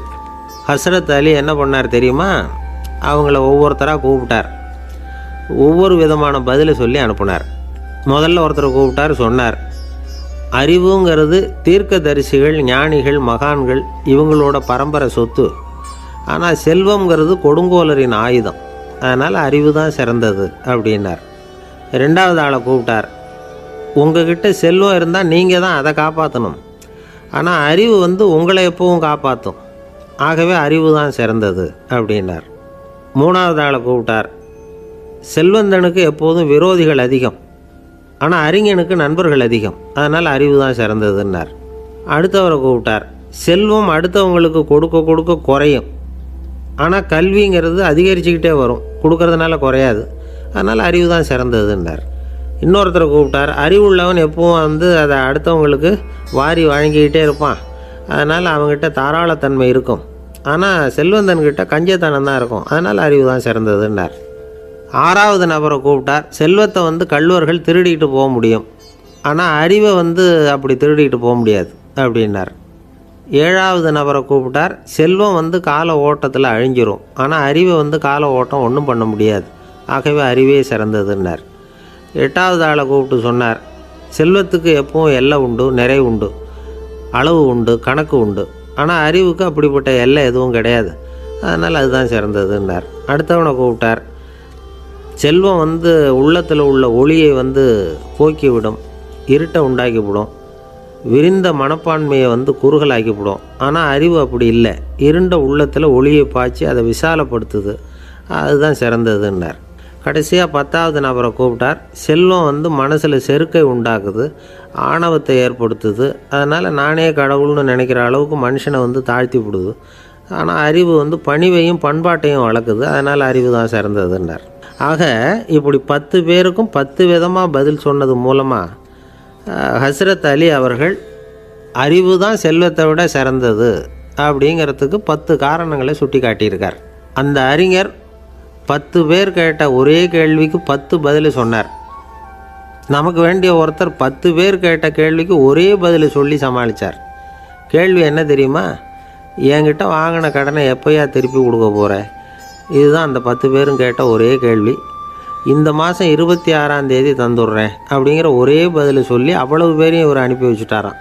எல்லாரும் போனதுக்கப்புறம் இவரை தனியாக கூப்பிட்டு கேட்டிருக்கிறாங்க, அது என்ன சார் கணக்கு 26ஆம் தேதி, அன்னைக்கு என்ன அதிசயம் நடக்க போகுது அப்படின்னு கேட்டிருக்காங்க. அதிசயம் அன்னைக்கு இல்லை, அதுக்கு நாளே நடக்க போகுதுன்னாராம். விவரமாக சொல்லுங்கன்னு இருக்காங்க. வேறு ஒன்றும் இல்லைங்க, 26ஆம் தேதி தானே எல்லாரையும் வர சொல்லியிருக்கிறேன், அதுக்கு நாளே நான் புறப்பட்டு தலைமறைவாயிட போகிறேன் அப்படின்னாராம் ரொம்ப பெருமையாக. துருக்மேனியாவில் அஷ்காபாத் அப்படின்னு ஒரு நகரத்தில் ஒரு புவியியல் விஞ்ஞானி இருந்தார். அவர் ஒரு நாய்க்குட்டி வளர்த்தார். ஒரு நாள் முன்னிரவு நேரம் ஒரு மேஜைக்கு முன்னாடி உட்காந்து அந்த விஞ்ஞானி ஏதோ கணக்கு போட்டுக்கிட்டு இருக்கிறார். அவருக்கு ஒரு சின்ன பெண் குழந்தை, அது தொட்டிலில் தூங்கிட்டு இருக்குது. அந்த நாய்க்குட்டியும் ஒரு மூலையில் படுத்து அது பாட்டுக்கு தூங்கிட்டு இருந்தது. ஒரே அமைதி. அந்த நேரத்தில் திடீர்னு அந்த நாய்க்குட்டி துள்ளி எழுந்திரிச்சிது. நேராக குழந்தைகிட்ட ஓடிச்சு. அந்த குழந்தைய அது போட்டிருந்த ட்ரெஸ்ஸோடு சேர்த்து கவ்வி தூக்குச்சு.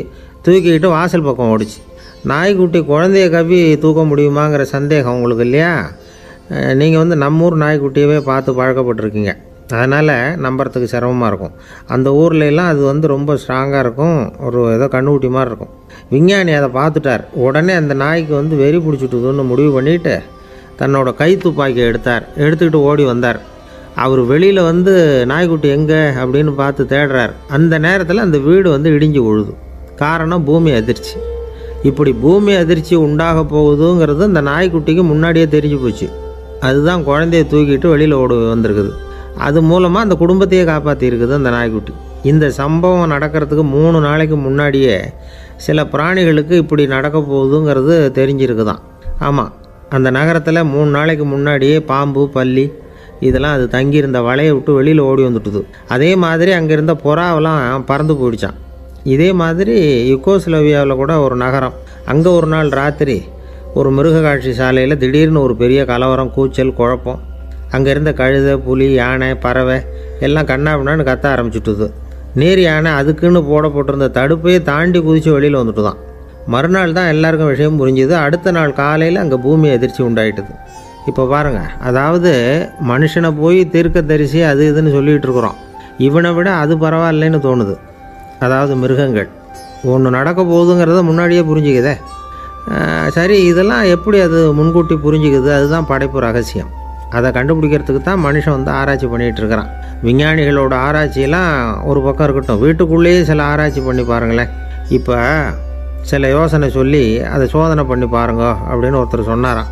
அதாவது இப்போ மழை வருமா வராதா அப்படின்னு தெரிஞ்சுக்கணுமா, உடனே ஒரு பூனைக்குட்டி பின்னாடியே மெதுவாக போய் அது என்ன செய்யுதுன்னு கவனித்து பார்க்கணும். பூனைக்குட்டி தன்னோட பாதத்தினால சுகத்தில் வந்து அப்படி கீறிக்கிட்டு இருக்கும். அப்படி கீறினா கண்டிப்பாக மழை வரும். சில சமயம் பூனைக்குட்டி அப்படியே மல்லாந்து படுத்துக்கிட்டு பாதத்தை உயர தூக்கும், அப்படியும் இப்படியும் புரளும்.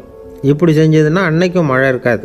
அதனால் முன்னாடி இருந்தது மழை வர்றதுக்கு அறிகுறி, இது மழை இல்லைங்கிறதுக்கு அறிகுறி. பறவைகள், பிராணிகள் இதுகளோட நடவடிக்கைகளை பார்த்துட்டு அதையெல்லாம் அடிப்படையாக வச்சு தான் காலநிலையை கண்டுபிடிக்கிற கருவிகளை கண்டுபிடிச்சிருக்கிறாங்க. வாத்து இருக்குல்ல, சில சமயம் தன்னோட அழகை தன்னோட இறகுகளில் அப்படியே புதைச்சிக்கும்.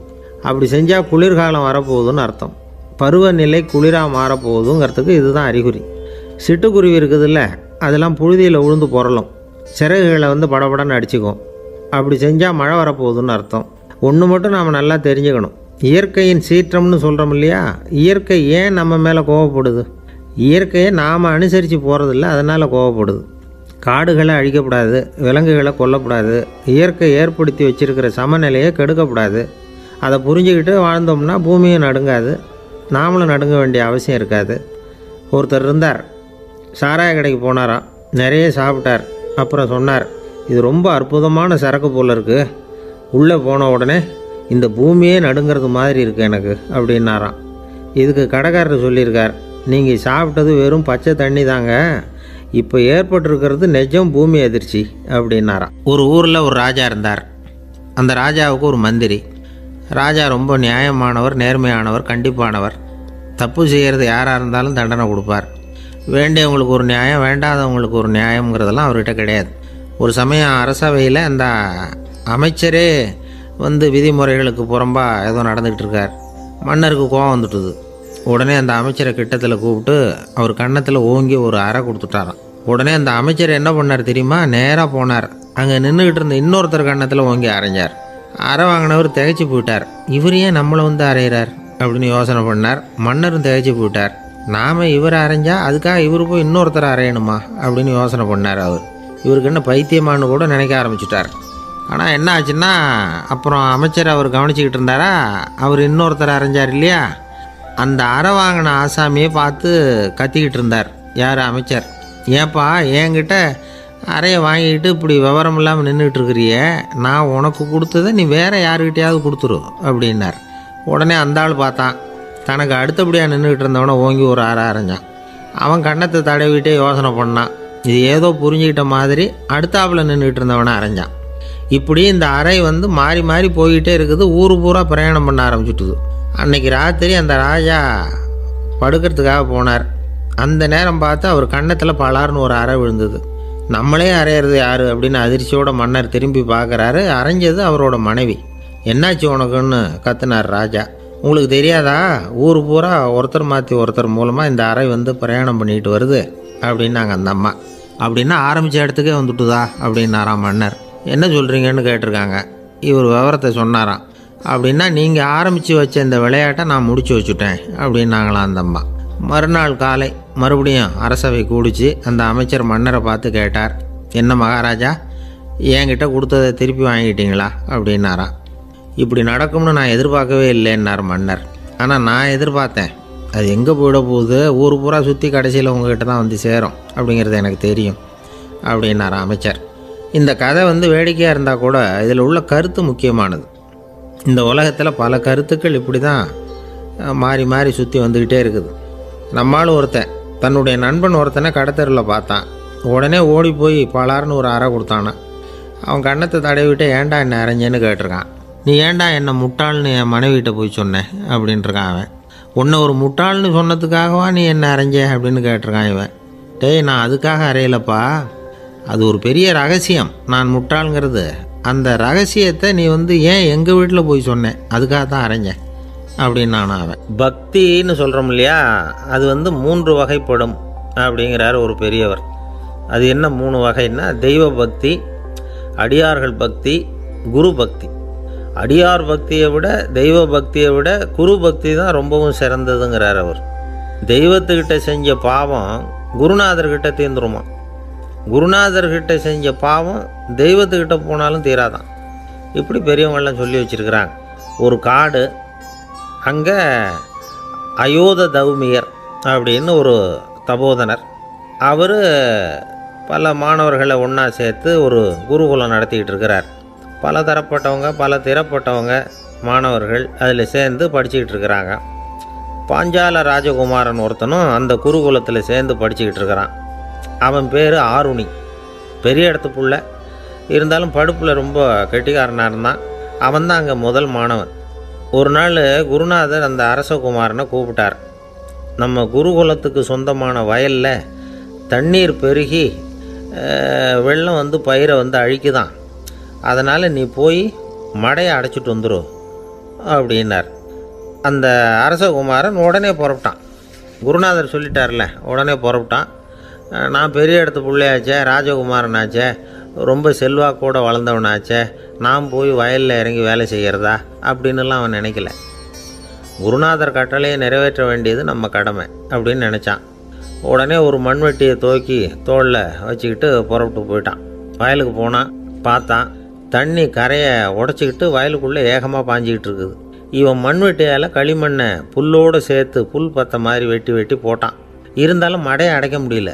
தண்ணி அதை மீறி வந்துக்கிட்டே இருக்குது. தண்ணி வேகமாக வயலுக்குள்ளே போய்கிட்டே இருக்குது.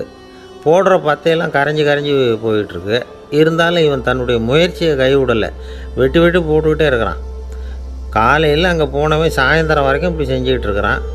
உடம்பும் மனசும் ரொம்பவும் சோர்ந்து போச்சு.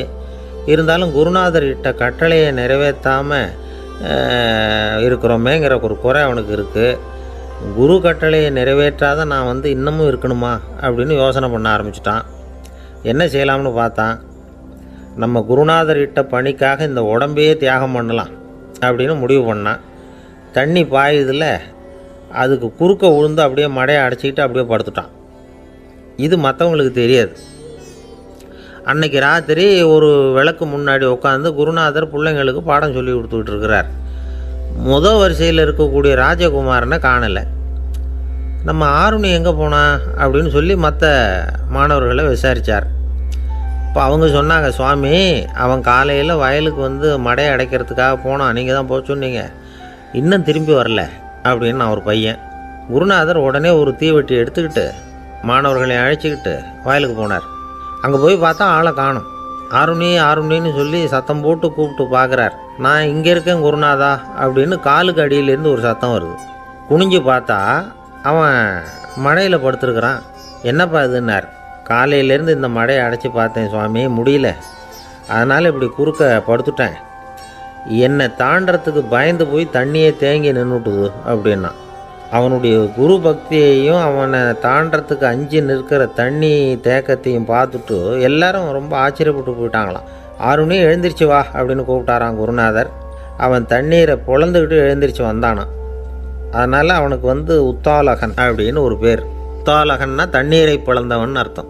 அந்த உத்தாலகன் மாதிரி இந்த காலத்து மாணவர்களுக்கும் குரு பக்தி வேணும் அப்படின்னு சொன்னோம் ஒரு பள்ளிக்கூடத்தில். உடனே நிறைய மாணவர்கள் எழுந்திரிச்சு நின்னாங்க. சார், நீங்கள் எங்களை இன்னமும் சரியாக புரிஞ்சுக்கலன்னு நினைக்கிறோம். அன்னைக்காவது ஒருத்தன் அப்படி இருந்தான், இன்றைக்கி ஏகப்பட்ட உத்தாலகர்கள் இருக்கிறோம். எங்கள் வாத்தியார் கட்டளை இட்டால் இப்போவே அது மாதிரி வயலுக்கு போய் மடையில் குறுக்கப்படுத்துக்கிறதுக்கு இந்த வகுப்பில் உள்ள அத்தனை பேரும் தயாராக இருக்கிறோம் அப்படின்னாங்க. அப்படியா அப்படின்னு சொல்லி கேட்டோம் ரொம்ப சந்தோஷமாக. ஒருத்தன் ரொம்ப அடக்கமாக எழுந்திரிச்சான். அப்புறம் சொன்னான், ஆமாம் சார், வகுப்பில் வந்து இவர் நடத்துகிற பாடத்தை கேட்டுக்கிட்டு இருக்கிறத விட பேசாமல் போய் மடையில் படுத்துடுறது ஒன்றும் கஷ்டமான காரியமாக இருக்காது. அதனால தான் எல்லோரும் அங்கே போகிறேன்னு சொல்கிறோம் அப்படிங்கிறான். ஒரு இலக்கிய கூட்டம் ஏற்பாடு பண்ணியிருக்கிறோம், நீங்கள் அவசியம் வந்து அதில் பேசணும் அப்படின்னு கேட்டுக்கிட்டார் ஒருத்தர்.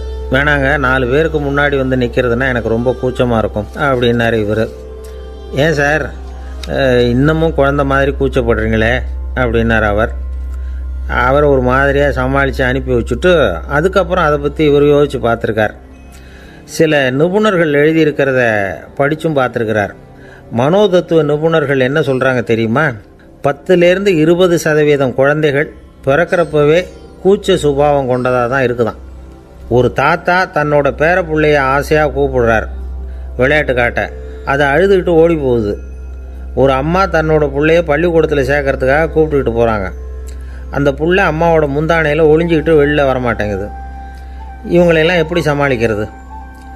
குழந்தைகளோட கூச்ச சுபாவத்தை போக்குறது எப்படி? இதுக்கு நிபுணர்கள் சில யோசனைகளை சொல்லியிருக்கிறாங்க. மற்றவங்களுக்கு முன்னாடி என் பையனுக்கு கூச்சம் ரொம்ப அதிகம் சார், மற்றவங்க பார்த்தா ரொம்ப வெக்கப்படுறான், இப்படி சொல்கிற அப்பாக்கள் உண்டு. என் பையன் புது மனுஷால பார்த்தா அட்டையாக ஒட்டிக்குவான் சார் அப்படின்னு சொல்கிற அப்பாக்களும் உண்டு. இப்படிலாம் குழந்தைகளுக்கு வந்து முத்திரை குத்துறது ரொம்ப தப்பான். புதுசாக யாராவது வீட்டுக்கு வந்தால் குழந்தை தானாக தன்னோட கூச்சத்தையும் பயத்தையும் போக்கிக்கிட்டு சகஜமாக மாறி வர்றதுக்கு வாய்ப்பு கொடுக்கணுமா.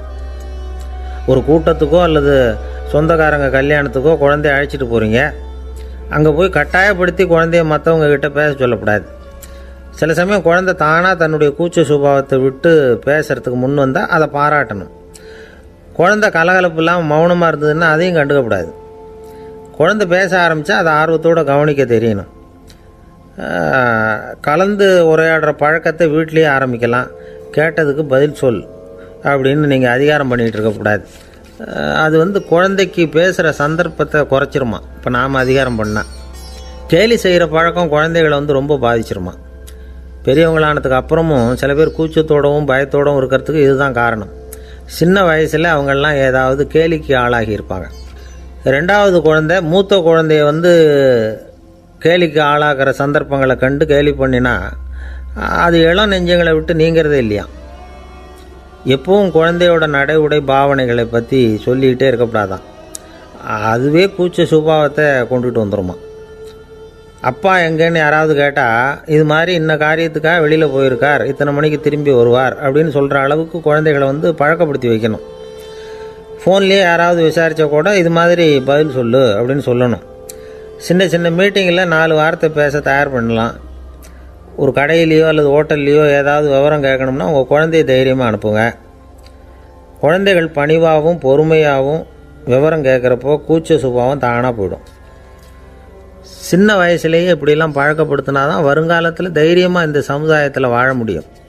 இல்லைன்னா 60 வயசுலேயும் அடுப்பங்கரையை விட்டு வெளில வர்றதுக்கு கூச்சப்பட்டுக்கிட்டு தான் இருக்க வேண்டியிருக்கும். இந்த காலத்து பிள்ளைங்க எவ்வளவோ பரவாயில்ல, எதுக்கும் தயங்குறதில்ல, கூச்சப்படுறதில்ல.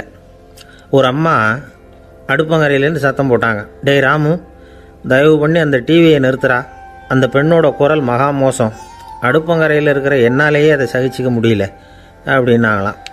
உடனே பையன் கொஞ்சம் கூட தயங்காமல் பதில் சொல்கிறான், அம்மா, இந்த குரல் டிவியிலேருந்து வரல, எதிர்த்த விட்டு மாமி தான் இங்கே வந்திருக்கிறாங்க, அவங்க தான் இப்போ என்னோட பேசிக்கிட்டு இருக்கிறாங்க அப்படின்னு நானும். ஐயா, உங்கள் பேரை தொடர்ந்து தினம் கேட்டுக்கிட்டு இருக்கிறேன் அப்படின்னார் ஒருத்தர். தொடர்ந்து கேட்குறீங்களே, உங்களுக்கு காது வலிக்கலையா அப்படின்னு கேட்டோம். பேசுகிற உங்களுக்கே வாய் வலிக்கலை அப்படிங்கிறப்போ கேட்குற எங்களுக்கு எப்படி காது வலிக்கும் அப்படின்னார். நம்ம உடம்புல ஒரு அதிசயம் என்ன தெரியுமா? ரொம்ப நேரம் நாம் நடக்கிறோம்னு வச்சுக்கோங்க, கால் வலிக்கும். ரொம்ப நேரம் வேலை செஞ்சால் கை வலிக்கும், உடம்பு வலிக்கும். ரொம்ப நேரம் பார்த்துக்கிட்டே இருந்தால் கண்ணு வலிக்கும். ரொம்ப நேரம் பேசிக்கிட்டே இருந்தால் வாய் கூட வலிக்கும். ஆனால் ரொம்ப நேரம் கேட்டுக்கிட்டே இருக்கிறதுனால காது வலிக்கிறது இல்லை. அதனால் கேட்குறதுக்கு முக்கியத்துவம் கொடுத்தாங்க நம்ம பெரியவங்க. திருவள்ளுவர் தேவையில்லாமல் வார்த்தைகளை உபயோகப்படுத்த மாட்டார். ஒரு திருக்குறள்னு எடுத்துக்கிட்டாவே அதில் மொத்தம் 7 வார்த்தைகள், அவ்வளவுதான். அப்படி 7 வார்த்தைகள் மட்டுமே உள்ள ஒரு திருக்குறளில் வள்ளுவர் ஒரே வார்த்தையை 5 தடவை உபயோகப்படுத்தியிருக்கிறார், திரும்ப திரும்ப பயன்படுத்தியிருக்கிறார். அப்படின்னா அதை எந்த அளவுக்கு வலியுறுத்தி சொல்கிறார் அப்படிங்கிறத நாம் புரிஞ்சுக்கணும். அது என்ன குறள்? செல்வத்துள் செல்வம் செவிச்செல்வம், அச்செல்வம் செல்வத்துள் எல்லாம் தலை. செவிச்செல்வம்ங்கிறது அவ்வளவு முக்கியமானது. கற்றலின் கேட்டல் நன்று. அதிகம் கேட்கணுங்கிறதுக்காக தான் எவ்வளவு கேட்டாலும் காது வலிக்கிறதில்ல. குறைச்சலாக பேசணும், அதிகமாக கேட்கணும். இன்னொரு விஷயம் கவனிங்க, நம்ம உடம்பில் கண்ணுக்கு மூடி இருக்குது, எதையாவது நாம் பார்க்க விரும்பலைன்னா உடனே கண்ணை மூடிக்கலாம். நம்ம வாய்க்கு மூடி இருக்குது, பேச விருப்பம் இல்லையா, வாயை மூடிக்கலாம். மூக்குக்கு கூட மூடிக்கிற வசதி இருக்குது, எதையாவது முகர விருப்பம் இல்லையா, மூச்சை அடக்கிக்கலாம். ஆனால் பாருங்கள், காதுக்கு மூடி கிடையாது, அதை கையால் தான் மூட முடியும். யார் என்ன சொன்னாலும் அது நல்லதோ கெட்டதோ காதில் விழுந்துக்கிட்டு தான் இருக்கும். அறிவு தான் நல்ல விஷயங்களை எடுத்துக்கிட்டு கெட்ட விஷயங்களை விட்டுடணும். நல்ல கருத்துக்கள் நம்ம காதில் நிறைய விழுந்துக்கிட்டே இருக்கணும். அதை கேட்டு நாம் நல்லபடியாக வாழணுங்கிறது தான் படைப்பின் விருப்பம். ஆன்மீகவாதிகள் கூட ஒன்று சொல்லுவாங்க, அதாவது ஆன்மீக பாதையில் நீங்கள் முன்னேறணும்னா முதல்ல சிரவணம் செய்யணும்பாங்க. அதாவது பெரியவங்க சொல்கிற நல்ல கருத்துக்களை கேட்கணும் அப்படின்னு அதுக்கு அர்த்தம். அதனால் யார் நல்ல கருத்துக்களை சொன்னாலும் அதை காது கொடுத்து கேளுங்க. இவ்வளவு கருத்துக்களையும் நம்ம நேயர் ஒருத்தர்கிட்ட சொல்லிகிட்டு இருந்தோம். அவரும் சரி சரின்னு தலையாடிக்கிட்டே இருந்தார். அப்புறம் சொன்னார், நீங்கள் சொல்கிறது சரிதான் சார், காதுக்கு மூடி இல்லைங்கிறது ரொம்ப சரி, அதனால தான் உங்கள் தகவல் கூட நாங்கள் விரும்புகிறோமோ இல்லையோ தினம் காதில் விழுந்துக்கிட்டு இருக்குது அப்படின்னார். எங்களுக்கு ரொம்ப பெருமையாக இருந்தது. அப்படியா அப்படின்னோம். ஆனாலும் என்ன மாதிரி சில பேர் நீங்கள் தகவல் சொல்கிற சமயத்தில் காதில் மூடி இல்லையேன்னு சொல்லி கவலைப்படுறதில்ல சார் அப்படின்னார். ஏன்னு கேட்டோம். காதை மூடுறதுக்கு தானே வசதி இல்லை, ரேடியோவை மூடுறதுக்கு வசதி இருக்குதுல்ல, அதனால் டக்குன்னு அதை மூடி வச்சுருவோம் அப்படின்னார். ஒரு காலத்தில் பிரஷ்யா அப்படின்னு ஒரு தேசம் இருந்தது. இப்போ ஜெர்மனி இருக்குல்ல, இதோட பெரும்பகுதி ஒரு காலத்தில் பிரஷ்யாங்கிற பேரில் இருந்தது. அப்போ அதுக்கு அரசராக இருந்தவர் மகா ஃப்ரெடரிக், அதாவது ஃப்ரெடரிக் தி கிரேட் அப்படின்னு சொல்லுவாங்க. அந்த ராஜாவுக்கு ஒரு சந்தேகம், நாம் பல வகையான வரிகளை விதித்து வசூல் பண்ணுறோம், அப்படி பண்ணி வருமானம் குறைஞ்சிக்கிட்டே போகுதே, இதுக்கு என்ன காரணமாக இருக்கும்? இதுதான் அவருக்கு ஏற்பட்ட சந்தேகம். ஒரு சமயம் அந்த அரசர் தம்முடைய அமைச்சர்களையும் பிரபுக்களையும் தளபதிகளையும் கூப்பிட்டு ஒரு விருந்து வச்சார். விருந்து முடிஞ்சதும் அவங்கள பார்த்து இந்த சந்தேகத்தை கேட்டார். வரிகள் அதிகமாக விதித்து வருமானம் குறையறதுக்கு என்ன காரணம் அப்படின்னு கேட்டார். பல பேருக்கு இதுக்கு சரியாக பதில் சொல்ல தெரியல. அனுபவசாலியான ஒரு தளபதி எழுந்திருச்சார். அரசே, அது எப்படிங்கிறத இப்போ உங்களுக்கு காட்டுறேன்னார். உடனே ஒரு பெரிய பனிக்கட்டி ஒன்றை தன்னுடைய கையில் எடுத்தார். அதை அப்படியும் எப்படியும் திருப்பி பார்த்தார். அப்புறம் அடுத்தவர்கிட்ட கொடுத்தார். அவரும் அதை அப்படியும் இப்படியும் திருப்பி பார்த்துட்டு அடுத்தபடியாக இருந்தவர்கிட்ட கொடுத்தார். இப்படியே இதை ஒவ்வொருத்தராக பார்த்துட்டு ஒவ்வொரு கையாக மாறி கடைசியில் மன்னர் கைக்கு போய் சேர்ந்தது. மன்னர் கைக்கு அந்த பனிக்கட்டி போய் சேர்ந்தப்போ அது கொஞ்சம் கொஞ்சமாக உருகி ஒரு பட்டாணி கடலை சைஸுக்கு ஆகிட்டுது. மன்னர் யோசனை பண்ணார், வரி அதிகமாக போட்டாலும் வந்து சேர்றது குறைவாக இருக்கிறதுக்கு என்ன காரணம் அப்படிங்கிறது அவருக்கு புரிஞ்சு போச்சு. காலம்தான் மாறிட்டு இருக்கே தவிர இந்த கையூட்டு வாங்குகிற பழக்கம் மாறினதாக தெரியல. இன்னொரு ராஜா இருந்தார். அவர் தன்னுடைய ராஜாங்கத்தில் லஞ்ச ஊழலே சுத்தமாக இருக்கக்கூடாது அப்படின்னு நினச்சார். அவர்கிட்ட பல்வேறு துறைகளுக்கும் பொறுப்பாக இருந்த பல பேரும் ரொம்ப சுத்தமாகவும் நேர்மையாகவும் இருந்தாங்க. ஒரே ஒருத்தர் மட்டும் எல்லார்கிட்டையும் லஞ்சம் வாங்கிட்டே இருந்தார். அவரை வேறு வேறு துறைகளுக்கு மாற்றி பார்த்தாரு. அந்த ராஜா என்னென்னமோ பண்ணி பார்க்குறாரு. எந்த வேலையை கொடுத்தாலும் அதுலேயும் லஞ்சம் வாங்கிறதுக்கு ஒரு வழியை உண்டு பண்ணிக்குவார் அந்த ஆள். ராஜாவுக்கு இது ஒரு பெரிய தலைவலியாக போட்டுது. இவர் என்ன பண்ணுறது, இவருக்கு என்ன வேலையை கொடுக்கறது, கொஞ்சம் கூட லஞ்சம் வாங்கிறதுக்கு சான்ஸே இல்லாத ஒரு வேலையை கொடுக்கணும் அப்படின்னு திட்டம் போட்டார். ஒரு நாள் அவருக்கு அந்த உத்தரவும் போட்டுட்டார். அதாவது அவருக்கு என்ன வேலைன்னா, கடற்கரையில் தான் அவருக்கு ஆஃபீஸ், அங்கேயே இருந்துக்க வேண்டியது. தினமும் எத்தனை கடல் அலை கரையில் மோதுது அப்படிங்கிறத கணக்கெடுத்து ராஜாவுக்கு தெரிவிக்க வேண்டியது. இதுதான் அவருக்கு வேலை. பேசாமல் அலையை எண்ணிட்டு உட்காந்துருக்கிட்டோம், அப்போவாவது அவர் லஞ்சம் வாங்குகிற சந்தர்ப்பம் இல்லாமல் போயிடும் அவருக்கு அப்படின்னு நினச்சார் ராஜா. இந்த ஆள் கடற்கரைக்கு போய் டியூட்டியில் ஜாயின் பண்ணிக்கிட்டார். ஒரே மாதத்தில் அங்கே சொந்தமாக ஒரு பிரம்மாண்டமான மாளிகை கட்டிவிட்டார். ராஜாவுக்கு இது பெரிய ஆச்சரியமாக போச்சு. அலையை என்ற வேலையில் அந்த ஆள் எப்படி பணம் சம்பாதிச்சார் அப்படின்னு விசாரித்து பார்த்தார் அக்கம் பக்கத்தில். அந்த ஆள் என்ன பண்ணியிருக்கிறாருன்னா, கடற்கரையில் போய் பொறுப்பை ஏற்றுக்கிட்ட உடனே அங்கே இருந்த மீனவர்கள்கிட்ட எல்லாம் இந்த கரையில் ஒரு நாளில் மோதுகிற அலைகள் எத்தனை அப்படின்னு கேட்டிருக்காரு. அது எப்படிங்க தெரியும்னு இருக்காங்க அவங்க. தினமும் அந்த எண்ணிக்கை தெரியணும். நம்ம ராஜாவுக்கு தினமும் அறிக்கை அனுப்பணும், டெய்லி ரிப்போர்ட்டு. தவறுனா நீங்கள் இந்த கடலில் போய் மீன் பிடிக்கிறதுக்கு ராஜாவோட அனுமதி கிடைக்காது அப்படின்ட்டுருக்காரு. உடனே மீனவர்களும் பயந்து போட்டாங்க. கடலுக்கு போகிறதுக்கு அனுமதி இல்லைன்னா பட்டினி கிடக்கிறது மாதிரி ஆகிடுமே, மெதுவாக அந்த ஆளுகிட்ட போனாங்க. காதோட காதாக சொன்னாங்க, ஐயா, எங்களால் கடல் அலையை எண்ண முடியாது. தினமும் எங்களால் முடிஞ்சதை உங்களுக்கு பணமாக கொடுத்துட்றோம். நீங்கள் தான் ராஜா கிட்ட சிபாரிசு பண்ணி நாங்கள் தொடர்ந்து மீன் பிடிக்கிறதுக்கு அனுமதி வாங்கி கொடுக்கணும் அப்படின்னு வேண்டிக்கிட்டாங்க. பணம் தினமும் சேர ஆரம்பிச்சுட்டுது. பதவியில் மற்ற பதவியோட இந்த பதவி எவ்வளவோ மேல் அப்படின்னு நினச்சிட்டான் அந்த ஆள். அது மட்டும் இல்லை, தயவு பண்ணி என்னை இந்த இடத்த விட்டு மாற்றி விடாதீங்க சார் அப்படின்னு வேற கேட்க ஆரம்பிச்சிட்டானா. எனக்கு இது மட்டும்தான் சார் தெரியும், இதை தவிர வேறு எதுவும் தெரியாது அப்படின்னு சொல்லிக்கிட்டே காலம் தள்ளுறவங்க ரொம்ப பேர். அவங்கெல்லாம் கஷ்டப்பட வேண்டியிருக்கும். ஒருத்தர் தன்னுடைய தொழிலில் ரொம்ப கெட்டிக்காரராக இருக்கலாம். அதுக்காக எப்பவும் அதே ஞாபகத்தில் இருந்துக்கிட்டு உலகியல் அறிவு இல்லாமல் இருந்துடக்கூடாது. அது ஆபத்து. இதுக்காக நம்ம தாத்தா பாட்டிலாம் ஒரு கதை சொல்லுவாங்களே, கேள்விப்பட்டிருக்கீங்களா? ஒரு சமயம் ஒரு 4 பேர் சேர்ந்து வெளியூருக்கு பிரயாணம் போனாங்களாம். அந்த 4 பேர் எப்படி தெரியுமா? ஒருத்தர் வேதாந்தி, இன்னொருத்தர் சங்கீத வித்வான், 3வது ஆள் வைத்தியர், 4வது ஆள் ஜோசியர். இவங்க 4 பேரும் நண்பர்கள். அதனால் சேர்ந்து புறப்பட்டாங்க. வழியில் ஒரு ஊரில் தங்கினாங்க. இருட்டி போச்சு. அதனால் இன்றைக்கி ராத்திரி இங்கேயே தங்கி இருந்துட்டு நாளைக்கு புறப்படலாம் அப்படின்னு தீர்மானம் பண்ணாங்க. சாப்பாட்டுக்கு என்ன பண்ணுறது? அங்கேயே கடத்தெருவுக்கு போய் சாமான்லாம் வாங்கியாந்து சமைச்சு சாப்பிட்லாம்னு முடிவு பண்ணாங்க. 4 பேர் இருக்கிறதுனால ஆளுக்கு ஒரு காரியமாக செய்யலாம் அப்படின்னு வேலையை பிரிச்சுக்கிட்டாங்க. வைத்தியர் கரிகாய் வாங்க போனார், வேதாந்தி எண்ணெய் வாங்க போனார், ஜோசியர் பலசரக்கு வாங்க போனார், சங்கீத வித்வானுக்கு சமைக்கிற வேலை. எல்லாம் சரி, ஆனால் நடந்தது என்ன தெரியுமா?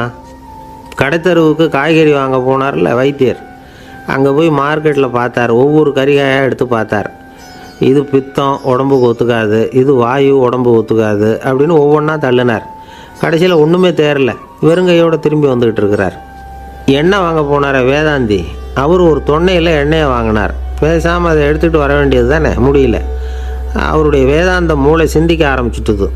இந்த தொன்னைக்கு எண்ணெய் ஆதாரமா அல்லது எண்ணெய்க்கு தொன்னை ஆதாரமா அப்படிங்கிற ஆராய்ச்சியில் இறங்கினார். என்னாச்சு தெரியுமா? அப்படி கவுத்து பார்த்தார். வாங்கின எண்ணெய் பூராவையும் வழியில் கொட்டிவிட்டு வெறும் தொன்னையோடு சேர்ந்தார். பலசரக்கு வாங்க போனார் ஜோசியர். அவர் ஒரு வழியில் பார்த்தாரு. வழியில் வந்தவங்களெல்லாம் அங்கங்கே ஒரு மரத்தடியில் உட்கார வச்சு அவங்களுக்கெல்லாம் ஆர்வம் சொல்ல ஆரம்பிச்சிட்டார். அப்படி ஒவ்வொருத்தராக சொல்லி முடிச்சுட்டு கடத்தருக்கு போய் சேர்ந்தார். இவர் அங்கே போய் சேர்றதுக்குள்ளே ரொம்ப நேரம் ஆகிட்டுது. கடையெல்லாம் பூட்டிவிட்டு போயிட்டாங்க. என்ன செய்கிறது? அவரும் வெறுங்கையோடு திரும்பி சேர்ந்தார். சரி, இவங்க கதை தான் இப்படி ஆச்சு. அங்கே சமைக்கிறதுக்காக உட்காந்துருந்தார் சங்கீத வித்வான்.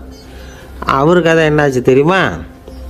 அங்கே அவர் அடுப்பை பற்ற வச்சு ஒலையை கொதிக்க வச்சார். அதாவது ஒரு பானையில் தண்ணியை ஊற்றி அடுப்பில் வச்சார். அது கொதிக்க ஆரம்பிச்சிது. தண்ணி கொதிக்கிற சத்தம் இருக்குதுல்ல, அது இவருக்கு தாளம் போடுறது மாதிரி இருந்தது. ஒரே குஷி, பாட ஆரம்பிச்சிட்டார். பாடிக்கிட்டே உற்சாகமாக கையில் இருந்த கரண்டியால் அந்த பானையில் தட்டினார், தாளம் போடுறதா நினச்சிக்கிட்டு. அவ்வளவுதான், பானை பட்டுன்னு உடஞ்சி போச்சு. தலையில் கையை வச்சுக்கிட்டு அவரும் உட்காந்துட்டார். எந்த தொழில் தெரிஞ்சாலும் சரி, அதை புத்திசாலித்தனமாக பயன்படுத்த தெரியலன்னா ஆபத்து தான். அதுக்காக தான் இந்த கதை. ஒரு பஸ்ஸு டிரைவர் ரொம்ப கெட்டிக்காரர். பஸ்ஸை ரொம்ப திறமையாக ஆபத்து இல்லாமல் ஓட்டினதுக்காக பரிசுலாம் வாங்கினவர். அவரே ஒரு படகு ஓட்டுறதுக்காக அழைச்சிட்டு போயிருக்கிறாங்க, மோட்டார் படகு. அதையும் ரொம்ப திறமையாக தான் ஓட்டிகிட்டு போயிருக்கிறாரு. நடுக்கடலில் போனதும் படகு நின்று போச்சு. மோட்டாரில் ஏதோ கோளாறு. என்ன செய்யலாம் அப்படின்னு அந்த டிரைவரை கேட்டிருக்கிறாங்க படகுல இருந்தவங்கெல்லாம். அப்போ அவர் சொன்னாராம், கவலைப்படாதீங்க, ஒன்றும் பிரச்சனை இல்லை, எல்லோரும் கொஞ்சம் கீழே இறங்கி பின்னாடி தள்ளுங்க, மோட்டார் ஸ்டார்ட் ஆகிடும் அப்படின்னாராம். ஒரு ஊரில் ஒரு இளைஞன் இருந்தான். ஒரு நாள் அவன் ஒரு குருவை தேடிக்கிட்டு புறப்பட்டான். ஊரை விட்டு வெளியில் போனான். போகிற வழியில் ஒரு காடு. அந்த காட்டில் ஒரு மரத்தடியில் ஒரு பெரியவர் உட்காந்துருக்கிறார். அமைதியாக மௌனமாக அவர் அமர்ந்திருக்கிறார். இந்த பெரியவரை விசாரிக்கலாம், குருவை தேடி கண்டுபிடிக்கிறதுக்கு இவர் ஏதாவது ஒரு வழி சொல்லி கொடுப்பார் அப்படின்னு நினச்சிக்கிட்டு அவர் நெருங்கினான். ஐயா, எனக்கு ஒரு குரு தேவை, எங்கே கிடைப்பார்? அவரை எப்படி அடையாளம் கண்டுபிடிக்கிறது? அதை பற்றி ஏதாவது விவரம் சொன்னீங்கன்னா நான் கண்டுபிடிச்சிக்குவேன் அப்படின்ட்டுருக்கான். பெரியவர் நிமிர்ந்து பார்த்தார். தம்பி, அது ரொம்ப சுலபம். அவர் வயசானவராக இருப்பார், என்னை விட சுமார் 30 வயசு அதிகமாக இருக்கும். அவர் ஒரு மரத்தடியில் தான் உட்காந்துருப்பார் அப்படின்ட்டுருக்கான். சரிங்க பெரியவரே, அது என்ன மாதிரியான மரம், எப்படி இருக்கும் அப்படின்னு கேட்டிருக்கான். பெரியவர் அந்த விவரங்களையும் சொல்லியிருக்கிறாரு. அது மட்டும் இல்லை, சந்திக்கிற நாள், நேரம், வினாடி முதற்கொண்டு எல்லா விவரங்களையும் துல்லியமாக சொன்னாராம். இவ்வளவு விவரங்களை இவரால் எப்படி சொல்ல முடியுது அப்படின்னு இவனுக்கு ஆச்சரியம். இருந்தாலும் அந்த பெரியவர் கடைசியாக ஒரு விவரம் சொன்னார். அது என்ன தெரியுமா? எப்படியும் நீ அவரை சந்திக்கிறதுக்கு ஒரு 30 வருஷம் ஆகும் அப்படின்னு சொல்லிவிட்டாரான். ரொம்ப நன்றிங்க பெரியவரே அப்படின்னு சொல்லிவிட்டு அந்த இளைஞன் புறப்பட்டுருக்கான். இப்போ அவனுக்கு குரு பற்றின விவரம் எல்லாம் கிடச்சிட்டுது, சந்திக்கிற நேரமும் தெரிஞ்சுட்டுது. ஆனால் 30 வருஷம் அவரை தேடி அலைய வேண்டியிருக்குமே. அவன் தேட ஆரம்பித்தான். காடு மலை எல்லாம் சுற்றி அலைஞ்சான். பல வருஷங்கள் தேடினான். அழுத்து போயிட்டான். கடைசியில் அவனுக்கும் வயசாகிட்டுது. கடைசியில் தன்னுடைய சொந்த ஊருக்கே திரும்பி போய்கிட்டு இருந்தான். அங்கே ஒரு மரத்தடியில் அவன் தேடிக்கிட்டு இருந்த குருநாதர் கிடைச்சார். யார் அவருன்னா, 30 வருஷத்துக்கு முன்னாடி வழி சொல்லி கொடுத்தாருல அதே பெரியவர். அவருக்கு இப்போ 30 வயசு அதிகமாக இருந்தது. அதே மரம். அன்னைக்கு பெரியவர் சொன்ன அடையாளம் இப்போ பொருத்தமாக இருந்தது.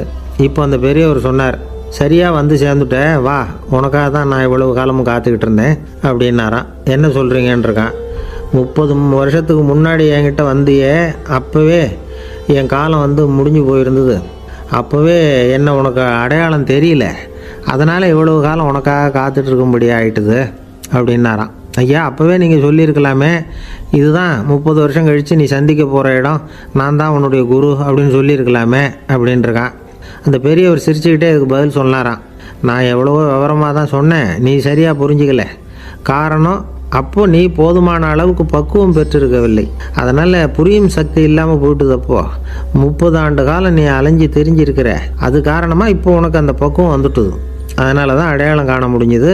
நானே உன்னுடைய குரு அப்படின்னாராம். இதிலேருந்து என்ன தெரியுதுன்னா, ஆன்மீகத்தில் மாணவனாக சேர்றதுக்கு கூட ஒரு பக்குவத்தன்மை தேவைப்படுது. ஒரு பெரிய ஞானி, அவர்கிட்ட சீடனாக இருக்க ஒருத்தன் வந்தான். எதிரில் நின்னான். ஞானி அவனை வெகு நேரம் உற்று பார்த்தார். அப்புறம் சொன்னார், சீடனாக இருக்கிறது ரொம்ப சிரமம்னார். நான் தயாராக இருக்கிறேன்னா. அது இன்னமும் சிரமமாச்சே, இங்கே வந்து குருவாக இருக்கிறது மட்டுமே சுலபம் அப்படின்னாராம். அப்படின்னா நான் குருவாகவே ஆகிடுறேன் அப்படின்னானா. இது போலவே இந்த காலத்தில் கதை ஒன்று உண்டு. ஒரு பள்ளிக்கூடத்தில் வகுப்பு ஆசிரியர் மாணவனை திட்டிக்கிட்டு இருந்தார். டேய், நீ 100க்கு 10 மார்க்கு தான் வாங்கிக்கிட்டு இருக்க. இவ்வளவு மோசமாக நீ படித்தா கடைசியில் மாடு மேய்க்கிறது கூட லாய்க்கு இல்லாதவனா ஆகிடுவேன். அதுக்கப்புறம் என்ன செய்ய போகிறேன் அப்படின்னாராம். பையன் தலையை சொரிஞ்சிக்கிட்டே சொன்னானா, சார் அப்படின்னா ஒன்று செய்கிறேன் அப்படின்னானா. இவர் கேட்டிருக்கார், என்ன செய்ய போகிறேன்னு. வேறு என்ன சார், உங்களை மாதிரி ஒரு ஆசிரியர் ஆகிடுறேன் அப்படின்னானா. இமயமலை அடிவாரத்தில் ஒரு மடம். அங்கே ஒரு சன்னியாசி இருந்தார். அவர்கிட்ட ஒருத்தர் வந்தார். சுவாமி, ஆசையை உதற நினைக்கிறேன், முடியல, ஒட்டிக்கிட்டே வருது அப்படின்னாராம். இப்படி உட்கார, ஒரு கதை சொல்கிறேன் அப்படின்னு சொல்லி அவர் சொல்ல ஆரம்பித்தாராம். அவர் சொன்ன கதை என்னென்னா, ஒரு ஊரில் ஒரு ஆள் இருந்தான். அவன் பேர் குப்புசாமி. அவங்ககிட்ட எப்பவும் ஒரு பழைய தொப்பி இருக்கும், விடவே மாட்டான். அதனால் அவனை எல்லோரும் தொப்பி சாமி அப்படின்னு தான் கூப்பிடுறது வழக்கம். ஒரு புது தொப்பி வாங்கிக்கப்படாதாப்பா அப்படின்னு நண்பர்கள்லாம் சொல்லி பார்த்தாங்க. பணத்துக்கு எங்கே போவேன் அப்படின்னு விட்டானா. பணம் வச்சுருக்கான், செலவு பண்ண மனசு வரல. மகா கஞ்சன். பழைய பாட்டில்கள்லாம் வாங்கி விற்றுக்கிட்டு இருந்தான். அப்படி ஒரு தடவை பழைய கண்ணாடி சாமான்களை ஏலத்தில் எடுத்தப்போ அதில் ஒரு அருமையான சென்ட்டு பாட்டில் கிடச்சிது. உடனே ஒரு ஐடியா பண்ணான். அந்த சென்ட்டை வந்து சின்ன சின்ன பாட்டில்களில் அடைச்சி ஜன்னல் ஓரமாக அடுக்கி வச்சுட்டான். அதை விற்றா நிறைய பணம் கிடைக்குமே. அதனால் இதுக்கு இடையில் ஒரு நாள் அவன் வந்து அப்படியே உட்காந்துருந்தான். அந்த நேரம் நண்பன் வந்தான். ஏண்டா, உன் பழைய தொப்பியை மாற்றப்படாதா? ஊரில் எல்லோரும் கேலி பேசுகிறாங்களே ஒன்று தொப்பி சாமின்னு அப்படின்னு சொல்லி கேட்டிருக்கான். இந்த சென்ட்டு பாட்டில் விற்றதும் பணம் வரும், அதுக்கப்புறம் பார்க்கலாம் அப்படின்னு நானா. இவன் சரி வா, நீச்சல் குளத்துக்கு போயிட்டு வருவோம் அப்படின்னு கூப்பிட்ருக்கான் நண்பன். 2 பேரும் போனாங்க. அதே நேரம் அந்த ஊர் நீதிபதியும் அங்கே குளிக்க வந்தாராம். அவர்கிட்ட இருந்தது விலை வசந்த ஒரு புது தொப்பி. அதை அங்கே இருந்த ஸ்டாண்டில் மாட்டிவிட்டு குளிக்க போனார். இதுக்கிடையில் குப்புசாமி குளிச்சுட்டு வந்தான். அவனுடைய பழைய தொப்பியை காணலை. அந்த புது தொப்பியை பார்த்தா இது நண்பனுடைய வேலை தான் அப்படிங்கிறதாக புரிஞ்சுக்கிட்டு அதை எடுத்து மாட்டிகிட்டு வந்துட்டான். நீதிபதி குளிச்சுட்டு வந்து பார்க்குறாரு, தொப்பியை காணும். போலீஸில் புகார் கொடுத்தார். அவங்க வந்து தேடினாங்க. ஒரு மூலையில் பழைய தொப்பி கிடச்சிது. அடடா, இது நம்ம குப்புசாமியோட தொப்பி இல்லையா அப்படின்னு நானா ஒருத்தன். உடனே அவன் வீட்டுக்கு தேடிட்டு போயிருக்காங்க. அங்கே போய் பார்த்தா புது தொப்பி அங்கே இருக்குது. உடனே அவனுக்கு 1000 ரூபா அபராதம் போட்டாங்களாம். அவன் பணத்தை கட்டிவிட்டு ரொம்ப எரிச்சலோடு வீட்டுக்கு வந்தான். பழைய தொப்பி கண்ணில் பட்டுது. மறுபடியும் உன்னால் தானே எனக்கு 1000 ரூபா நஷ்டம் அப்படின்னு சொல்லி அதை எடுத்துக்கிட்டு அப்படி போயிருக்கான். அந்த ஊர் குளத்தில் வீசி எரிஞ்சிட்டு வந்துட்டான். அது மீன் பிடிக்கிற ஒருத்தன் கையில் சிக்கிச்சு. அவன் வர்ற வழியில் அதை எடுத்து வேகமாக வீசி எறிஞ்சான். அது நேராக குப்புசாமி வீட்டு ஜன்னல் வழியாக உள்ளே வந்து இந்த சென்ட்டு பாட்டில்கள் மேலே உழுந்து எல்லாம் உடஞ்சி நொறுங்கி போச்சு. குப்புசாமி பார்த்தான், தோட்டத்தில் ஆழமாக ஒரு குழியை வெட்டினான், அந்த தொப்பியை போட்டான், மூடிவிட்டான். இதை அடுத்த வீட்டுக்காரன் பார்த்தான், ஏதோ புதையல் தான் வச்சுருக்கான் போல இருக்குன்னு நினச்சான். போலீஸில் போய் புகார் கொடுத்துட்டான். மறுபடியும் போலீஸ் குழியை தோண்டினாங்க. பழைய தொப்பி மறுபடியும் வெளியில் வந்தது. எல்லோரும் சிரிக்கிறாங்க. அன்னைக்கு ராத்திரியே அந்த தொப்பியை எடுத்துக்கிட்டு நேராக புறப்பட்டான். ஒரு கல்லில் அதை சேர்த்து கட்டி குடிநீர் தொட்டி இருக்கும்ல, அதில் போட்டுட்டு வந்துட்டான். இனிமேல் என்ன பண்ணும் பார்ப்போன்னு. ஒரு நாள் திடீர்னு குழாயெல்லாம் அடைப்பட்டு போச்சு. மாநகராட்சி அலுவலர்கள் வந்து என்னன்னு பார்த்தா அந்த பழைய தொப்பி குழாயை அடைச்சிக்கிட்டு இருக்குது. இது குப்புசாமியோட தொப்பிங்கிறது தான் எல்லாருக்கும் தெரியுமே. உடனே குடிநீரை வந்து பாழாக்கணத்துக்காக குப்புசாமிக்கு கோர்ட்டு 2500 ரூபா அபராதம் போட்டுவிட்டுது. அதையும் கட்டிவிட்டு வெளில வந்தான். கடைசியாக முடிவு பண்ணான், ஒரு நெருப்பு குச்சியை கிழிச்சான், தொப்பியை கொளுத்தினான், எரிஞ்சுது, எடுத்து வெளில எரிஞ்சான். கொஞ்ச நேரத்தில் தீ அணைப்பு படம் வந்துட்டுது. ஆமாம், இவன் எடுத்து எரிஞ்சது வெளியில் விழுந்து வீட்டு கூரையே பற்றிக்கிட்டு எரிய ஆரம்பிச்சுட்டுது. அவனோட பணத்தாசையும் அதோடு சேர்ந்து எரிஞ்சு போச்சான். இப்படி ஒரு கதை. இந்த கதையை சொல்லி முடித்தார் அந்த இமயமலை அடிவாரத்தில் இருந்த சன்னியாசி. இப்போ அந்த குப்புசாமி எங்கே இருக்கிறான்னு கேட்டார் எதிரில் இருந்தவர். இதோ உன் எதிரிலே இருக்கிறான், நான் தான் அந்த குப்புசாமி அப்படின்னாரான் அந்த சன்னியாசி. அந்த குப்புசாமிகிட்ட இருந்தது மாதிரி ஒரு பழைய தொப்பி நம்ம ஒவ்வொருத்தர்கிட்டையும் உண்டு. அதை எப்படி தொலைக்கிறதுன்னு தெரியாமல் தடுமாறிக்கிட்டு இருக்கிறோம். அது என்ன தொப்பிங்கிறீங்களா? அதுதான் நம்மை சூழ்ந்திருக்கிற மாயை அப்படிங்கிறார் சுவாமி சின்மயானந்தர். மெய்ஞானம் கிடைக்கிறப்போ மாயை வந்து எரிஞ்சு போகும் அப்படிங்கிறது அவருடைய கருத்து. நம்மால் ஒருத்தர் வேகமாக ஓடி வந்தார். காலில் மாட்டியிருந்த பழைய செருப்பு ரெண்டையும் ஆவேசமாக தூக்கி ஒரு கிணத்துல போட்டுட்டு வெறுங்காலோடு நடந்து வந்துக்கிட்டு இருக்கிறார். ஏன் அப்படி பண்ணீங்க அப்படின்னு கேட்டோம். அந்த செருப்புக்கு சொந்தக்காரன் வந்து பின்னாடி வந்துக்கிட்டு இருக்கிறான், அதனால் அப்படி பண்ணேன் அப்படிங்கிறார் இவர். காசியில் இருக்கிற கடவுள் காசி விஸ்வநாதர், அங்கே இருக்கிற தேவி காசி விசாலாட்சி. இவங்க 2 பேரும் ஒரு நாள் பேசிக்கிட்டு இருந்தப்போ கடவுள் சொன்னார், இந்த மனிதர்களை நாம் ரொம்பவும் நம்பிக்கையோடு தான் படைச்சிருக்கிறோம், இருந்தாலும் அவங்களுக்கு தான் நம்பிக்கை இல்லை, எதுலேயும் ஒரு உண்மையான நம்பிக்கை இல்லாமல் வாழ்ந்துக்கிட்டு இருக்கிறாங்க அப்படின்னார். என்ன அப்படி சொல்கிறீங்க? அதை பாருங்கள், எவ்வளவு பேர் காசியை தேடிட்டு வந்து கங்கையில் குளிச்சுக்கிட்டு இருக்கிறாங்க, அவங்களெலாம் நம்பிக்கை இல்லைன்னா இவ்வளவு தூரம் தேடிட்டு வந்து இங்கே குளிப்பாங்களா அப்படின்னு நாங்கள் தேவி. சரி, அதை சோதித்து பார்க்கலாம் அப்படின்னு 2 பேரும் முடிவு பண்ணிக்கிட்டாங்க. உடனே ஒரு திட்டம் போட்டாங்க. அது எப்படின்னா, நாம் 2 பேருமே பக்தர்கள் மாதிரி உருவத்தை மாற்றிக்கிட்டு கங்கை கரைக்கு போக வேண்டியது. நான் வந்து கங்கையில் இறங்கி குளிக்கிறேன், கொஞ்ச நேரத்தில் சுழலில் மாட்டிக்கிட்டது மாதிரி நடிக்கிறேன்.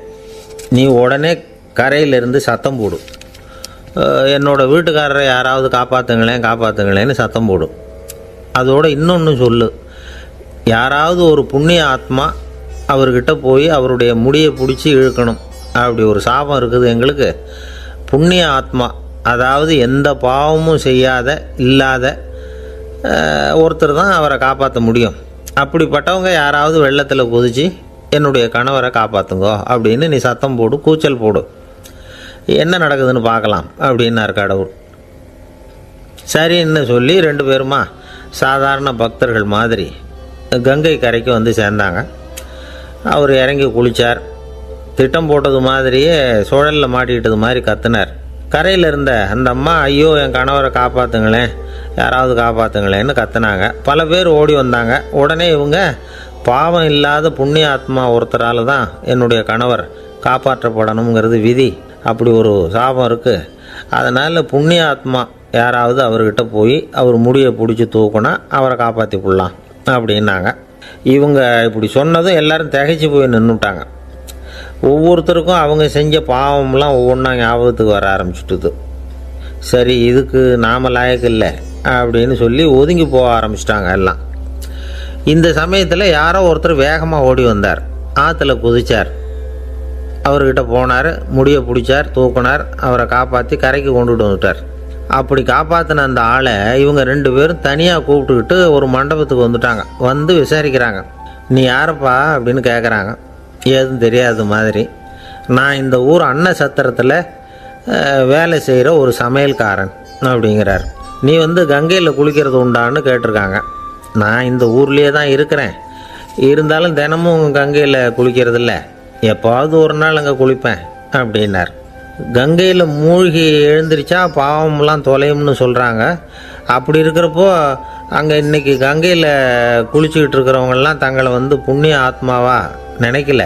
கங்கையில் குளிக்காத நீ உன்னை வந்து புண்ணிய ஆத்மாவாக நினச்சி என்னை காப்பாற்ற வந்திருக்கிற, அது எப்படி அப்படின்னு கேட்டார். அதுக்கு அந்த ஆள் சொல்கிறான், கங்கையில் குதித்ததுக்கு அப்புறம் தானே உங்களை காப்பாற்ற போகிறோம். அப்படி குதிக்கும் பொழுது என்னுடைய பாவம்லாம் போயிருக்கும்ல, நான் புண்ணிய ஆத்மாவாக ஆயிருப்பேனே, அதனால தான் துணிஞ்சு வந்து உங்களை காப்பாற்றினேன் அப்படின்னா. கடவுளும் தேவியும் அவனுக்கு வந்து காட்சி கொடுத்தாங்களாம். இப்படி ஒரு கதை உண்டு. அதாவது கங்கையில் குளிச்சுக்கிட்டு இருக்கிறவங்களுக்கே தங்களுடைய பாவம் போகுங்கிற நம்பிக்கை பரிபூர்ணமாக இல்லை. குளிக்காத ஒருத்தனுக்கு அந்த நம்பிக்கை இருந்தது. அதனால் அவனால் கடவுளை பார்க்க முடிஞ்சது. கடவுளை வந்து நாமளும் பார்க்க முடியுமா முடியாதா அப்படிங்கிற குழப்பம்லாம் நமக்கு வேண்டியதில்லை. நம்பிக்கையோடு வாழணுங்கிற உண்மையை மட்டும் இந்த கதையிலேருந்து புரிஞ்சுக்கிட்டால் போதும். ஏன்னா இந்த கதையை கேட்டுட்டு ஒரு நண்பன் குதர்க்கமாக ஒரு கேள்வி கேட்டான். ஏன் சார், கங்கையில் குளித்தா பாவம் போயிடும்னு சொல்கிறீங்களே, நான் எனக்கு வேண்டாத ஒருத்தனை அழைச்சிட்டு போய் கங்கையிலேயே தள்ளி விட்டுட்டு அதுக்கப்புறம் அங்கேயே முழுக்க போட்டுட்டு நான் செஞ்ச பாவத்தை வந்து அதுலேயே கழுவி விட்டுட்டு மறுபடியும் உங்ககிட்ட வந்துடுறேன்னு வச்சுக்கோங்க, நீங்கள் என்னை வந்து புண்ணிய ஆத்மான்னு ஏற்றுக்குவீங்களா அப்படிங்கிறான். ஆள் கொஞ்சம் அசந்தான் நம்மளே அங்கே அழைச்சிட்டு போனாலும் போயிடுவான். வாழ்க்கையில் சில சந்தர்ப்பங்களில் நாம் வந்து சில அவமானங்களை சந்தித்தே தீர வேண்டியிருக்கு. என்ன பண்ணுறது, காலம் அப்படி. அவமானப்படுறவங்க உடனே அடங்கி போய்டுறது தான் உலக வழக்கம். அவமானப்பட்டால் உடனே சீறி எழறவங்களும் உண்டு.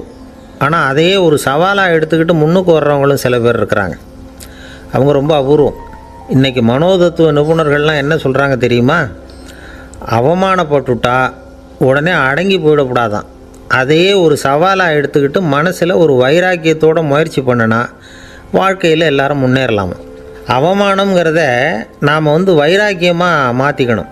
அதுதான் வெற்றிக்கு வழி. ராமர் வந்து இந்த பூமியில் பிறந்ததே ஒரு வைராக்கியத்தினால தான் சார் அப்படின்னார் ஒருத்தர். எப்படிங்க அது அப்படின்னு கேட்டேன். அவர் சொன்னார், தசரதருக்கு ராமர் வந்து குழந்தையாக வந்து பிறக்கணும், அப்போ தான் இங்கே இருக்கிற கஷ்டங்கள்லாம் நீங்கும் அப்படின்னு சர்வ லோகமும் எதிர்பார்த்துக்கிட்டு இருக்குது. ஆனால் அவர் எப்போ வந்து பிறப்பார் அப்படின்னு யாருக்கும் தெரியல. அந்த காரியம் சீக்கிரம் நடக்கணுமே, அதுக்கு என்ன பண்ணுறது. நாரதர் வந்தார் ஒரு நாள் தசரதரை தேடி. தசரதா, உனக்கு ஒரு செய்தி தெரியுமான்னு ஆரம்பித்தார். அவர் எப்பவும் இப்படித்தானே ஆரம்பிக்கிறது வழக்கம். என்ன விஷயம்னு கேட்டார் தசரதர். தசரதா, நீ அடிக்கடி உன்னோட தேரில் ஏறிக்கிட்டு தேவலோகத்துக்கு போகிற, அங்கே போகிற வர்ற எல்லாம் பண்ணிகிட்ருக்க, எல்லாம் சரி. தேவலோகத்துலேயும் உன்னை நல்லபடியாக தான் வரவேற்கிறாங்க. தேவேந்திரன் உன்னை பிரியமாக அழைச்சிட்டு போய் தன்னுடைய அரியாசனத்திலேயே தனக்கு பக்கத்திலேயே உட்கார வைக்கிறான். நீயும் சந்தோஷமாக உட்காந்து பேசிவிட்டு வந்துடுற. ஆனால் நீ இங்கே வந்ததுக்கு அப்புறம் அங்கே என்ன நடக்குது தெரியுமா உனக்கு அப்படின்னாரான் நாரதர். என்ன நடக்குது எனக்கு ஒன்றும் தெரியலையே அப்படின்னாரான் தசரதர். நாரதர்கிட்ட வந்து கிட்டத்தில் வந்து கேட்டிருக்கார், கொஞ்சம் சொல்லுங்கள் என்னது அப்படின்னு. அவர் நெருங்கி வந்தாரான் நாரதரும். மெதுவாக அவர் காதோட காதாக சொன்னாராம். அதாவது நம்ம பாஷையில் சொல்லப்போனால் பற்ற வைக்கிறார். நீ அங்கே தேவேந்திரங்கிட்ட உட்காந்து பேசிவிட்டு வந்த பிறகு நீ அங்கே உட்காந்துருந்த அரியாசனத்தை தண்ணி ஊற்றி கழுவி சுத்தப்படுத்துகிறாங்க. நீ என்ன அந்த அளவுக்கு சுத்தம் இல்லாத ஆளா, தினம் குளிக்காமையாக இருக்கிற அப்படின்னாராம். தசரதருக்கு இது ரொம்ப அவமானமாக போயிட்டுது. அப்படியே செய்கிறாங்க அப்படின்னாராம். ஆமாம், நீ வேணும்னா நான் சொல்கிறது உண்மையாக இல்லையா அப்படின்னு சோதனை பண்ணி பார்த்துக்கோ அப்படின்னாரான் நாரதர். உடனே தசரதர் இதுக்காகவே புறப்பட்டு தேவலோகம் போனார். அங்கே வழக்கம் போலவே இவரை கூப்பிட்டு உட்கார வச்சு பேசிக்கிட்டு இருந்தான் தேவேந்திரன். கொஞ்ச நேரம் பேசிக்கிட்டு இருந்துட்டு சரி நான் கிளம்புறேன்னு புறப்பட்டார். சரி, அவனும் வாசல் வரைக்கும் வந்து வழி அனுப்பி வச்சுட்டு உள்ளே போயிட்டான். தசரதர் வெளியில் கொஞ்சம் நேரம் மறைஞ்சி இருந்துட்டு மெதுவாக உள்ளே எட்டி பார்த்தார் என்ன நடக்குதுன்னு. நாரதர் சொன்னது உண்மைதான். தசரதர் உட்காந்துருந்த ஆசனத்தை அங்கே 2 தேவர்கள் கழுவி சுத்தப்படுத்திக்கிட்டு இருக்கிறாங்க. தசரதரால் இதை தாங்கிக்க முடியல. அவருக்கு ரொம்ப அவமானமாக போச்சு. நேராக கிடுகிடுன்னு தேவேந்திரங்கிட்டே போனார். நான் உட்காந்துருந்த இருக்கையே சுத்தம் பண்ணுறியே, நான் என்ன அந்த அளவுக்கு பாவியா அப்படின்னு கேட்டார். ரொம்ப கோபமாக கேட்டார். தசரதரே, மனுஷனுக்கு 3 கடன்கள் உண்டு. தேவ கடன், ரிஷி கடன், பித்ரு கடன். இதை தீர்க்காதவன் பாவியாகிறான். இதில் மகனை பெறுவதால் தான் பித்ரு கடன் தீரும். உனக்கு மகன் கிடையாது, அதனால் நீ பாவி ஆகிற. பாவி உட்காந்துருந்த இடம்ங்கிறதுனால அதை சுத்தம் செய்ய வேண்டியது எங்கள் கடமை அப்படின்னு நானும் தேவேந்திரன்.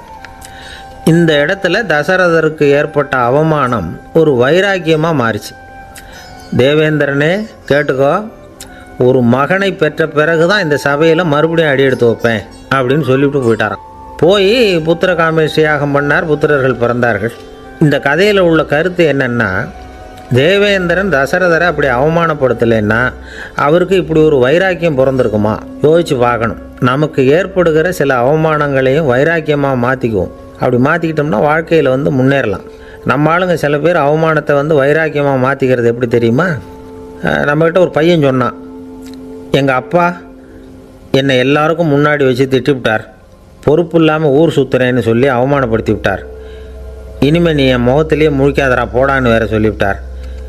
எனக்கு ரோஷம் வந்துட்டுது. அந்த அவமானத்தை வைராக்கியமாக மாற்றிக்கிட்டேன். அன்னையிலேருந்து அவர் முகத்திலேயே முழிக்கிறது இல்லை அப்படின்னா. அப்படியான்னு கேட்டோம். ஆமாங்க, அவர் வீட்டில் இல்லாத நேரமாக பார்த்து உள்ள சமையல் கட்டுக்கு போய் சாப்பிட்டுட்டு நைஸாக வெளியில் வந்துடுவேன் அப்படிங்கிறான் அவன். ஜவஹர்லால் நேரு பிரதமராக இருந்த சமயம் அவர் ஒரு தடவை சென்னைக்கு வந்திருக்கிறார். இங்கே சில முக்கிய நிகழ்ச்சிகளில் கலந்துக்கிறதுக்காக வந்திருந்தார். ஆளுநர் மாளிகையில் ஒரு நாள் ராத்திரி தங்கி மறுநாள் புதுடெல்லி புறப்படுறதாக ஏற்பாடு. நிகழ்ச்சியிலெல்லாம் முடிச்சுக்கிட்டு ஆளுநர் மாளிகையில் தங்கியிருக்கிறார். அன்றைக்கு இரவு படிக்கிறதுக்கு ஒரு முக்கியமான புத்தகம் அவருக்கு தேவைப்பட்டது. அந்த சமயத்தில் உலக அளவில் ஒரு முக்கியமான பொருளாதாரம் சம்பந்தமான ஒரு புத்தகம் வெளியாகி இருக்கிற விஷயம் அவருக்கு தெரியும். அந்த புத்தகம் மெட்ராஸுக்கு வந்திருக்குமா, அது இங்கே கிடைக்குமா அப்படின்னு விசாரிச்சிருக்கிறார் நேருஜி. அவர் இப்படி கேட்ட உடனே அங்கே இருந்தவங்கெல்லாம் ரொம்ப பரபரப்பாக செயல்பட ஆரம்பிச்சுட்டாங்க. முக்கியமான இடங்கள்ல எல்லாம் விசாரிச்சிருக்கிறாங்க அந்த புத்தகம் உங்கள்கிட்ட இருக்கான்னு. சென்னையில் உள்ள கன்னிமாரா நூல் நிலையத்துக்கு எப்படியும் அந்த புத்தகம் வந்திருக்கணும் அப்படின்னு ஒரு நம்பிக்கை. அங்கே விசாரித்தாங்க. அந்த புத்தகம் 2 நாளைக்கு முன்னாடி தான் அங்கே வந்திருக்குது அப்படிங்கிற விஷயம் தெரிஞ்சுது. உடனே எல்லோரும் அங்கே ஓடினாங்க. அவங்களுக்கு இன்னொரு சந்தேகம், புத்தகம் வந்திருக்கு சரி, அது இந்த சமயத்தில் வேறு யாரும் படிக்கிறதுக்கு எடுத்துகிட்டு போயிருக்கக்கூடாதே அப்படிங்கிற சந்தேகம் இருந்தாலும் மனசுக்குள்ளே ஒரு தைரியம். இப்படி ஒரு புத்தகம் வெளிவந்திருக்கிற விஷயமே நேருஜி சொல்லி தான் நமக்கே தெரியும். அதுவும் இல்லாமல் உலக பொருளாதாரம் சம்பந்தமான ஏதோ ஒரு புத்தகம் அது. அதை போய் இந்த நேரத்தில் அவ்வளவு ஆர்வமாக யார் எடுத்துகிட்டு போயிட போகிறாங்க அப்படிங்கிற தைரியம். இந்த தைரியத்தோடு அந்த நூல் நிலையத்துக்கு ஓடினாங்க. புத்தகத்தை தேடினா அது கிடைக்கல, யாரோ எடுத்துகிட்டு போயிருக்கிறாங்க. நேருவுக்கு மட்டுமே தெரிஞ்சிருந்த அந்த புத்தகம் பற்றின விஷயம் சென்னையில் வேற ஒருத்தருக்கும் தெரிஞ்சிருக்குது. உடனே எல்லாரும் பரபரப்பாக அந்த அதுக்குன்னு இருக்கிற ரிஜிஸ்டர் இருக்குல்ல, பதிவேடு, அதை புரட்டி பார்க்குறாங்க யார் எடுத்துகிட்டு போகிறாங்கன்னு தெரிஞ்சுக்கிறதுக்காக. எடுத்துகிட்டு போனவங்க அதில் கையெழுத்து போட்டிருப்பாங்கல்ல, அதை பார்த்து யாருன்னு தெரிஞ்சுக்கலாம் அப்படிங்கிறதுக்காக தான் அதை புரட்டுறாங்க. அதோ அந்த புத்தகத்தோட பேர் பக்கத்தில் அதை எடுத்துக்கிட்டு போனவங்க கையெழுத்து உத்து பார்க்குறாங்க எல்லாரும். அதில் போட்டிருக்குது பேர் CN அண்ணாதுரை அப்படின்னு எழுதியிருந்தது. அவர் தான் பேரறிஞர் அண்ணா. நேரு படிக்க விரும்பின ஒரு புத்தகத்தை அதே நேரம் படிக்க விரும்பின இன்னொரு தலைவர் இவர். படிக்கிறதுல அவருக்கு இருந்த ஆர்வத்தை நாம் தெரிஞ்சுக்கணும்னா அதுக்கு எவ்வளவோ சம்பவங்கள் இருக்குது. கடைசி காலத்தில் அவர் அடையாறு மருத்துவமனையில் படுத்திருக்கிறார். அவருக்கு ஒரு முக்கியமான அறுவை சிகிச்சை செய்ய வேண்டியிருக்குது அவசரமாக. அமெரிக்காவிலேருந்து டாக்டர் மில்லர் வந்திருக்கிறார். அவர்கிட்ட கேட்குறார், டாக்டர் நாளைக்கே அறுவை சிகிச்சை செய்ய போகிறீங்களா அப்படின்னு. ஆமாங்கிறார் டாக்டர் மில்லர். நாளைக்கு மறுநாள் செஞ்சுக்கிறேனே அப்படின்னாரான் அண்ணா. ஏன் ஏதாவது நாள் பார்க்குறீங்களான்னு கேட்டிருக்கார். இல்லை, ஒரு புத்தகத்தை படிச்சுக்கிட்டு இருக்கிறேன், அதை நாளைக்குள்ளே முடிச்சிருவேன், அதுக்கப்புறம் நான் இறந்தாலும் கவலை இல்லை அப்படின்னாரான் இவர். அவர் தான் அறிஞர் அண்ணா. சங்ககால நூல்கள்லேருந்து சமீபத்தில் வந்த நூல்கள் வரைக்கும் எல்லாம் அவர் படிச்சிருக்கிறார். ஒரு திருமண விழாவில் அவர் பேசும்பொழுது சொன்ன விஷயம் இது. சங்க காலத்தில் காதலியை மணக்க விரும்புகிறவனுக்கு அவனுடைய தந்தை வீர சோதனைகள்லாம் வைப்பார். போய் புலிப்பல் கொண்டுக்கிட்டு வா, அப்போ தான் என் பொண்ணை கொடுப்பேன் அப்படின்னு சொல்லுவார். காதலன் உடனே காட்டுக்கு போவான், ஒரு புலியை கொன்று அதனுடைய பல்லை கொண்டுக்கிட்டு வருவான். அதை வீர பதக்கத்தில் பதிச்சு அவனுக்கு மாமனார் சூட்டுவார் கல்யாண சமயத்தில். இப்போலாம் காதலன் கிட்ட அப்படி சொல்ல முடியாது. இப்போலாம் காதலன்கிட்ட காட்டுக்கு போய் புலிப்பல் கொண்டுக்கிட்டு வான்னு யாராவது சொன்னால் புலி தான் மாப்பிள்ளையாக வந்து சேரும் அப்படின்னார். ஒரு கடைக்கு போனேன், 5 ரூபா பணத்தை எடுத்து கொடுத்தேன். ஒரு தினசரி பத்திரிகையை கேட்டேன். அவர் உடனே அங்கே அடுக்கி வச்சுருந்த பத்திரிகையில் ஒன்று எடுத்து என் கையில் கொடுத்தார். வாங்கிக்கிட்டேன். மீதி பணத்தை எடுத்தார். அதையும் என் கையில் கொடுக்கணும்ல, கொடுக்கல. எதிரில் இருந்த பலகையில் வச்சு எடுத்துக்க சொன்னார். எப்பவும் அவர் அப்படி தான் பண்ணுவார். நானும் எடுத்துக்கிட்டு வந்துடுவேன். இவர் ஏன் இப்படி பண்ணுறாருங்கிறது எனக்கு ரொம்ப நாளாக ஒரு சந்தேகம். ஒரு நாள் அவர்கிட்டயே இதை கேட்டுவிட்டேன். ஏங்க, நீங்கள் உங்கள் கடைக்கு வந்து பொருள்கள் வாங்குறவங்களுக்கு நீங்கள் பாக்கி சில்லறையை கொடுக்குறப்போ பலகையில் வச்சு விட்றீங்க, கையில் கொடுக்க மாட்டேங்கிறீங்களே, ஏன் அப்படின்னு கேட்டேன். காசை கையில் கொடுத்தா நம்மக்கிட்ட இருக்கிற லட்சுமி போயிடுவா சார் அப்படின்னார். அதாவது பணம் செலவாயிடும் அப்படின்னு அர்த்தமா. இன்னொரு நண்பர், அவர் ஒரு நாள் வழக்கத்துக்கு மாறாக ரொம்ப சோகமாக உட்காந்துருக்கிறார். ஏங்க என்னாச்சு, ஏன் இப்படி கப்பலே கவிழ்ந்தது மாதிரி உட்காந்துருக்குறீங்க அப்படின்னு கேட்டேன். கப்பலே கவிழ்ந்திருந்தா கூட நான் இப்படி கவலைப்பட மாட்டேன் சார், வேறு ஒன்று நடந்து போச்சுன்னார். என்னன்னு கேட்டேன். என் உச்சந்தலையில் பல்லி ஒன்று விழுந்துட்டுதுன்னார். அதுக்காகவா இப்படி அப்படின்னு ஆச்சரியப்பட்டேன். ஆமாங்க, பல்லி உச்சந்தலையில் விழுந்தால் பலன் என்னன்னு பஞ்சாங்கத்தில் பார்த்தேன், மரணம்னு போட்டிருக்கு அப்படின்னு சொல்லிவிட்டு அவர் தொடர்ந்து கவலைப்பட ஆரம்பிச்சிட்டார். இப்படியும் ஒருத்தர், என் கூட வேலை பார்க்குற ஒருத்தர் எப்படி தெரியுமா, தினமும் வலது காலை வச்சு தான் ஆஃபீஸுக்கு உள்ளே நுழைவார். என்னைக்காவது தவறுதலாக இடது காலை வச்சு உள்ளே வந்துட்டார்னா அன்னைக்கு பூரா மனசு சங்கடப்படுவார். எந்த வேலையும் சரியாக ஓடாது. கேரம் போர்டு ஆடுற ஒருத்தர் எப்போ ஆட உட்காந்தாலும் ஸ்ட்ரைக்கரை கை தவறி கீழே விழுற மாதிரி பண்ணி அதுக்கப்புறம் அதை எடுத்துக்கிட்டு ஆட உட்காருவார். ஏன்னா எப்போது ஒரு தடவை நிஜமாகவே அது வந்து கை தவறி கீழே விழுந்திருக்குது. அன்னைக்கு பிரமாதமாக ஜெயிச்சுட்டார். உடனே ஒரு முடிவுக்கு வந்துட்டார், கை தவறுனா லாபம் அப்படின்னு. அதுக்கப்புறம் அதையே பழக்கமாக்கிக்கிட்டார். பூனை குறுக்க போனால் சகனம் சரியில்லைன்னு நினைக்கிறவங்க உண்டு. ஆனால் ஒருத்தர் எப்படி தெரியுமா, அவர் வெளியில் கிளம்புற சமயம் பக்கத்து வீட்டு ரேடியோவில் மியாவ் மியாவ் பூனை குட்டின்னு பாட்டு சத்தம் கேட்டால் கூட போதும், சகனம் சரியில்லைன்னு பிரயாணத்தை கேன்சல் பண்ணிவிடுவார். இப்போ இவ்வளவும் எதுக்கு சொல்கிறோம்னா, அளவுக்கு மீறின சகுன நம்பிக்கைகள் இருக்குது பாருங்கள், இதோட பயமும் சேர்ந்துக்கிட்டதுன்னு வச்சுக்கோங்க, இது ஒருத்தருடைய மனநிலையை பாதிச்சிடும். இது வந்து உளவியல் நிபுணர்கள் சொல்கிற கருத்து. வாழ்க்கையே தடுமாற வச்சிரும்.